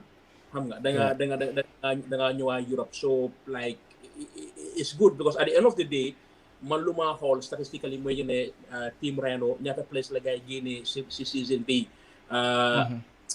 Medina ñaata place la gaay dal di génne Steve bi ko ñaata place la gaay di génne so because this statistics team to it help because Real ñu nga amee fii la team so ràññee nañ ne xale bi sa mun naa jël Fodé Dabo so there is no need pour ñu delay fa tam players yooyu because sometimes dañ dee delay players yu bari ñoom Grégory Sambu ak ñoom Ibrahima Kamara Bura am na soona jaroon na Real wante muy woon Fortune ak ñeneen yaa ngi gis tam once nga gis ne am na upcoming players bi nga xam ne mën naa replace xale bi kon like the first team utal ko contract bu dal di génn and I think it's not a bad contract financial wise soo ko dal di xoolee di package wante ne Fodé foog naa biyaay moo ko nekk di manage o keneen half season soo ko mu ne convince agent bi then ñaa ñëwaat Europe.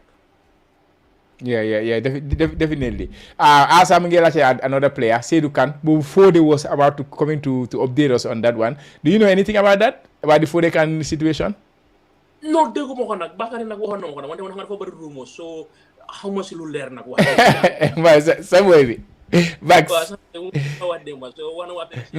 Why foo su ñëwee xëj na foo hopefully mu ne mi ngi he's working out his internet bi mooy ko nekk di ko jox difficult time mu ngi war a ñëw wax about boobu noonu and then bugga naa wax about Fadiga si boppam because xam nga moom maybe he knows the details more so hopefully we will have him before the programs Noha Sonko son back tamit dem na Silver Sport from Ludogorets last season he was first choice at Ludogorets helped them win the league and then they win the Super Cup last season. This season bu mu starté man woo gisee woon affaire bi nu moo demee he was not playing guy play Super Cup bi ñu ko teg si bench bi guy play games he was not playing regularly daal so I'm not surprised ne he make the move to Silver Sport but Silver Sport suñ xelaatee barki démba rek Modou Barrow mu fa woon and then he had issues with them and then he had to terminate his contract xam nga am na ñu post ne gam foot ngi wax ne about contract li fi am bi la woon feeñ ko woon salary am bi for some period after moom mu terminate contract bi so loolu dafa tey suñ xel suñ gisee Gambian player di dem si club boobu noonu but what did you make of Noha Sonko going to Silver Sport from Ludogorets? No, du tey xel because of Modou Barrow lu moo bëgg dafa bari ak fu mu teg boppam dafa bari. You understand? Like once because play woon nga Premier League play nga Championship so like da ngaa fàtte pour play bu baax because most of the time Gamfoot seen post yëpp then they support one player over the other on top of the other player la gars yi def yenn saa yi ñu nga lu bi nga xam ne so go ma ne because Noah is ñu nga amee full entourage bu nga xam ne ñu ngi koo manage Noah am na agent like play woon na youth category so da ngaa gis ne from the semi-final or from the Champions League qualifiers wala Europa League qualifiers ñu ngi ko doon dal di tegee bench mun naa am loolu te jamono boobu ñu nga amee signal am na ñu ko interest yaa ngi understand am na ñu ngi ko doon joxee signal club bi receive neen offer bi first offer bi club bi receive na ko so ñu ngi koo xool ñu ne kii léegi why not ne kii mu ngee dem so ku fi war a des why not ñu play kooku mun naa am loolu dafa nekk scénario waxuma ne moo am nag wante mu nekk scénario wow yeah like it's just like Turkey tam is an upgrade of Bulgaria because su nekk nii win nga fa league bi like am nga loo bëgg a am yëpp so where is the challenge ba pare tam foog naa ne apart from the top 5 leagues itam like soo xoolee xool ni da nga laal Turkey wala nga laal Belgium so I think dem na place bu baax a baax wante ne ndax sum xel dafa war a dal di tey is a different ball game yaa ngi understand so Noah mu ngi réglé mu ngi amee agent tam te xam na lu mu bugg a xam na lu moo dal di def so these things it does not even take you like 3 months pour nga terminer sa contract xam nga wante I don't think ne tam club bi tam noonu leen dal di mel because they don't na risk seen existence si Super League bi for this 10 years wala 5 years pour ñu war a ñëw wàññi gaay points so dafa depend tam yow play bi lan na nga woon management bi yow play bi lan na nga woon coach bi yaa understand definitely te bu gaay unveilé Noah unveilé nañ tam beneen African wala beneen player that same day mun naa am si biir bi tam ñu ngi biisi woon mënuma capture moo loon wante xam naa de bu gaay unveilé Noah yeah another African player gis naa leen donc foot na gaay wax seen play bi na wone dafa bëgg a play yeah there was a lot of moves there were moves involving Gambian yoo xamante ne I have Gambian leen ñi ngi play comme ku nekk mel ni Souleymane Camara Spain dem na Racing Santander Sirif Siñaan moom is a Gambia international moom tamit mi ngi make move to all a very short term deal until the end of the year Mohamedou Sissoko Manchester City moom tam dem na Peterborough so moom tamit démb sax make na début tam Khalifa Kujabi moom tamit make na move so half kasi sa doole leen nag you know fu nekk dañoo benn non ma ñëw su ma doole ba nga amee benn half cash ba ko ba mu doon di kéeg Buba suma waa ji man koo try pour gàppa waaye nekkul di ñëw so tey fu ma bëgg a lifi ne dinaa dem seet suma team of the month bi ak suma player of the month bi because usually player of the month bi li ñu def mooy dañoo jël 4 players yu ñu foog ne they have been doing very well over the course of the month and then we post it on our socials all the socials we have and then people will comment people will post a vote and then we count all the votes and then suñ countee votes yëpp player bu am the most votes ñu ne kooku mooy player of the month like fans yi ñoo decide comme noonu laa ko war a tuddee sax the fans player of the month because fans yi ñoo decide kan mooy nekk player of the month and the player they voted in was Ali Sow moom itamit he made a move to a new club in Turkey Rizespor. He played 3 games during the course of the month, scoring 3 goals and then, scoring 4 goals rather in 3 matches. Of course, they were preseason games, but at this stage, most of the players were playing preseason games. He was up against Yankuba Minteh, who was exceptional for the month as well, if you look at the level. And then he was up against Abubakar Bari, and then he was also up against moom la Abubakar Bari ak Moussa Juwara those players they were doing very well Ali Sow win ko so what do you make of the performance of the Gambian players over the course of July?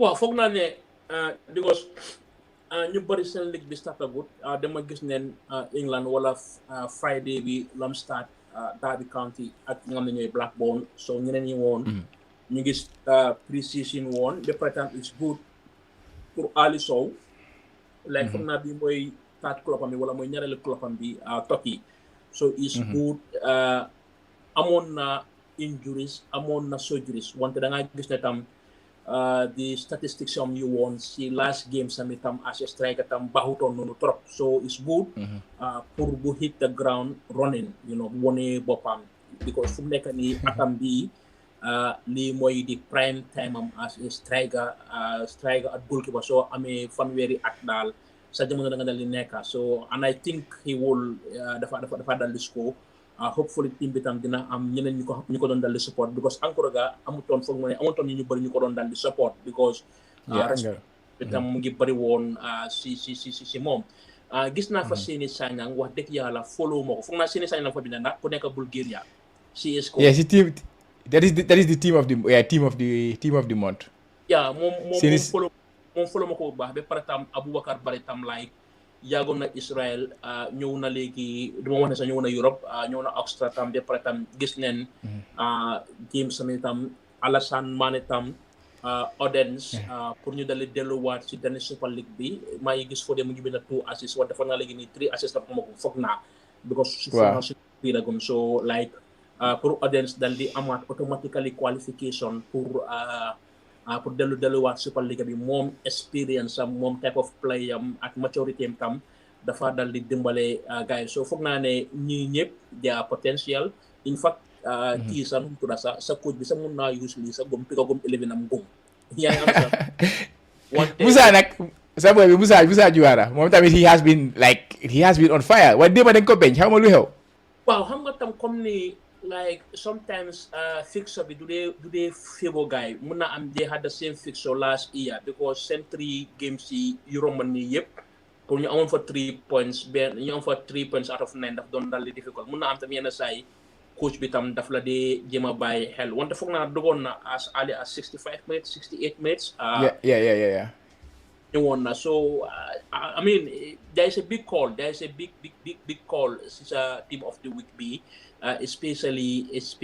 especially Abubakar Bari because I mean deserve na national team for the longest time gis neen Bamba tam ñëw na tam mu ngi hit on the ground running because moom tam daf dee nekk big question mark wala den dee laajte lu bari si moom ak Aliou Fadera because den bëgg a wingers yu nga xam ne tam danoo ñëw defense danoo ñëw score danoo ñëw assist wante if these numbers is anything to go by with sa team of the month bi loolu la coach bi di sukkantekuloo ak loolu la tam Abdou Jammeh tam di dellu sukkandikoo tam gis na ne you know what in this last 4 weeks these players ñu ngi try so the in fact the squad is in place léegi nii just ñu communicate boy select after if there are some changes that should be made ñu def changes boobu daal wante foog naa ne already tey coach bi Jonathan war naa am like 23 months squad tam or yu tamam itam 25 months squad tam waaw definitely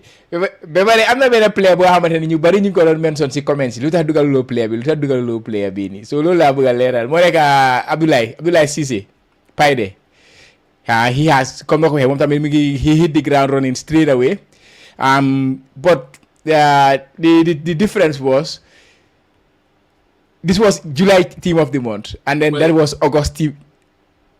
Yes, July team of the month and August is different. August na score 3 goals. August na score 3 goals mu assist 1 in August. But nit yi duñ dee mën a kon sometimes dañ dee fàtte loolu noonu. So dañ foog because I made the team maybe in the second week of August already he did that. So I only focus on the players lan la gaay def on July. Whatever happened in August is gonna become at the end of August. So just to leeral loolu noonu. So August 3 goals la score mu assist 1 in August. In July 1 goal la score yoon on a saa so te si July bi sax naa benn game la jotoon na start Paide mu score 1 goal mooy kasi first game am si début tamit bu mu score noonu xam nga so just to leeral pour leeral loolu nit yi mën a understand loolu noonu yeah bro sa waa ji gaafa nañ ko ba soona Fodé bu ñu waroon a jox a lot of important updates waaye unfortunately internet yi Gambia bi yéen a ma gën a xam léegi-léegi daf ñu dee mën a disappoint so bi xam naa dañ ko ñëw call a wrap. It's already late. We already wrap about 2 hours. Had a very wonderful discussion with Bakary. I hope people know more about Bakary now. And hopefully we will do more like that. Xam nga comme ñu ñëw suñu audience rek suñu gars yi nekkee di ñu suñu gars yi gënee dooleel daal by following the Jollof Football Bantaba platforms whatever and then su ko defee maybe we can get more interesting guests ñu leen daa ici xam nga that is the dream ñu xamante ñu xam suñu nit yi because we have some wonderful people doing some great job but we don't know a lot about them so we want to know about them daa du waa diga no kay gars yi kañ moom nu ko ceedee waxee sama waa ñu fees wax dëgg yàlla if ñu nga xam ne seetaanam ko léegi nii sax dinañ ko seetaan in the evening aussi gars yi dem ëllëg dinañ ko seetaan so like especially the comments contributions wala if you like tay tam sax moo dee moo leen neexal programme yi because mun naa am fàtte nga ma fàtte laajte leen a Bakary ñoom ñu bëgg koo laajte because koo fi oo dikkaam rek koo fi oo goxam rek dafaa dal li ñëw ba pare nu mu la ko waxee tam Bakary tam nekkoon man ku nga xam ne mun naa communicate mun naa dal ba pare tam question bu ko cee doon post tam like is up to the clubs tam ñi le tam ñooñu tam ñu open seen boppa ñu wane tam lii den am exemple yaa ngi understand because in terms of figures daf dee dali difficult because man du ma dee bugg a publish ñaata leen laa fay Saudi Arabia o ñaata leen la bugg a dali jinne man du ma dee bugg a dem loolu wante tam like soo lekkee démocratie tam da nga koo laajte both sides mun naa am ñële team X mu ngi noppi so team X su noppee doo expect Y wala team A kooku tam unveil xam nga dafa doon ni kon dafa breach confidentiality wante tam soo ko xoolee dice la digga moo mën a dal di xew rek pour yeneen clubs yi nga xam ne niw neen doole ñooñu tam ñu mun a xam lan mooy seen right ak fan leen war a dal di taxaw ak lan leen war a dal di lekte because si mu la si Adama Bojang si transfer bi ak léegi itam ñaa ngi dégg Modou Sidi ñu xam leen for the longest time like Greater Tomorrow am nañ great player pool talent wante ne transfers yu dal di am den sate seen place seen loxo ndax dañ joxe seen place si loan wante tam like xaalis bu nga xam ne war nañ koo am na dañ ko dal di am yaa understand so it's a broader case pour nga nga xam ne mun nañ ko dal di waxtaane wante mu la ko waxee rek soo laajtee X te X mu ne X waxut kon du mun a wax wala diw du mun a wax because loolu da ngaa bridge wante ne is an eye opener tam pour club si ñu amee because su nekk ni caama suma match ñoo amee suma raka ko mun a football maa ngi ko téye suma kër you know so léegi fu mu nekk nii game bi dafa so game bi daal fu mu nekk nii ñu ngi ut di next Yankuba Minteh so loolu moo tax waaw ñu ma ngi ut nu ma ko doon waxee Ronald like we just have to be fair pour ñu report lan mooy digga bi ñu guide nit ki lan mooy digga because yeneen saa yi agent bi dina jël xaalis ci player bi agent bi dina laajte club bi xaalis bu bari si club bu nekk Gambia so always Gambian clubs yi am na teams yu nga xam ne ñu ngi Kiti am na teams yu nga xam ne ñu ngi Gunjur am na teams yu nga xam ne ñu ngi Basse am na teams yu nga xam ne ñu ngi Jara Soma mu ñoom Heart ak ñoom Jara West United am na teams yu nga xam ne muy Talenting United kooku soo si jaayee benn player wax dëgg yàlla lu bari comme ne team boss bu nga jooy mun naa am dina mën a joxalagum benn team boss bi am wickit yaa understand xam nga so loolu moo tax di deals dafa war a fair ñu xamale ñu nga xam ne xamum ba pare tam soo joxee am yan conditions ak yan terms ak yan clauses tam da nga dal di signé parce que ne xale bi soo amee under 20 lu bari mun nga ko see am ba pare tam suma xale yi tam dafa daleen doone emun fii like ñoom Mahmoud Badio ñoom Haruna Rashid Ndiaye ñoom Abdoulaye Cissé you know because su nekk nii Abdoulaye Cissé bu mu doon ñëw market value mi ku dem muy woon 25,000 léegi nii at least dafa yokku because of the impressive bu nga xam ne mu ngi ko dal di am because Mohamed Suso la gaa jox 3 years moom ñu jox ko 1 year ak option wante léegi nii sax da ngaa gis ne sax léegi sax pay di sax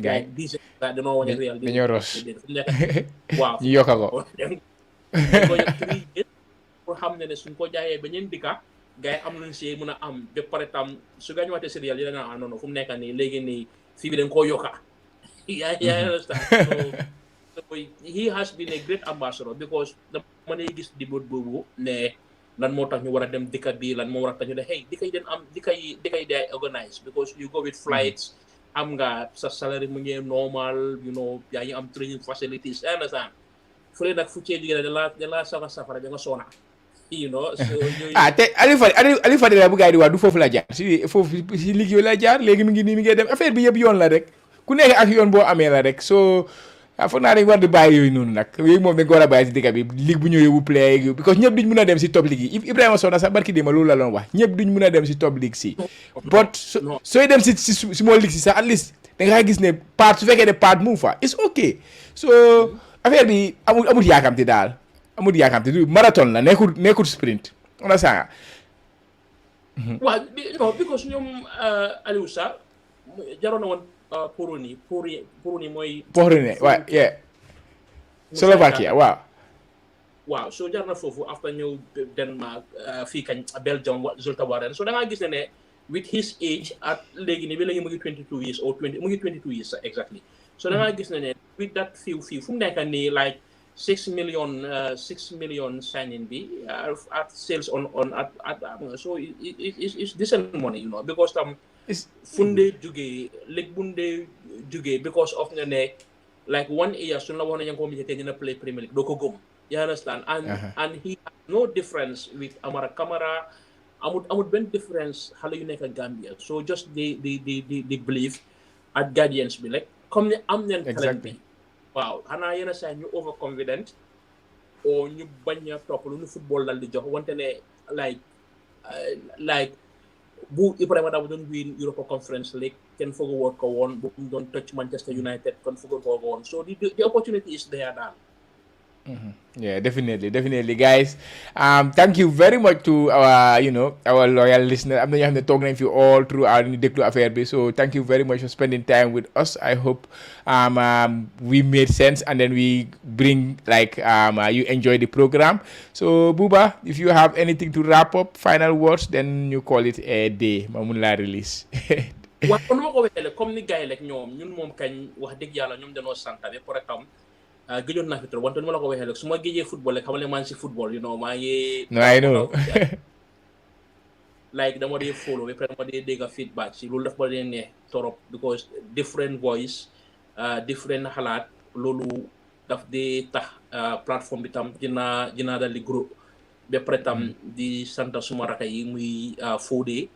xamoon na ne am na challenges space tam muy waroon a dal di ñëw tam so ñooñu ñëpp ñu leen a dal di sant si seen liggéey bu baax yi di dal di sant tam del Fadera tam because lu ñu mënut a génne lu ñu mënut a wax tam ñoom ñu koo génneel beneen place ñu koo génneel beneen boor moom ñoom Baboucarr naa ne si ak journaliste yi ñëpp so ñu leen a sant si liggéey bu rafet bi ak journaliste yi nga xam ne jigéen leen tam ñoom Fatou Camara ñoom Mariama Sambu so ñooñu ñëpp tam ñoom Mariama Bojang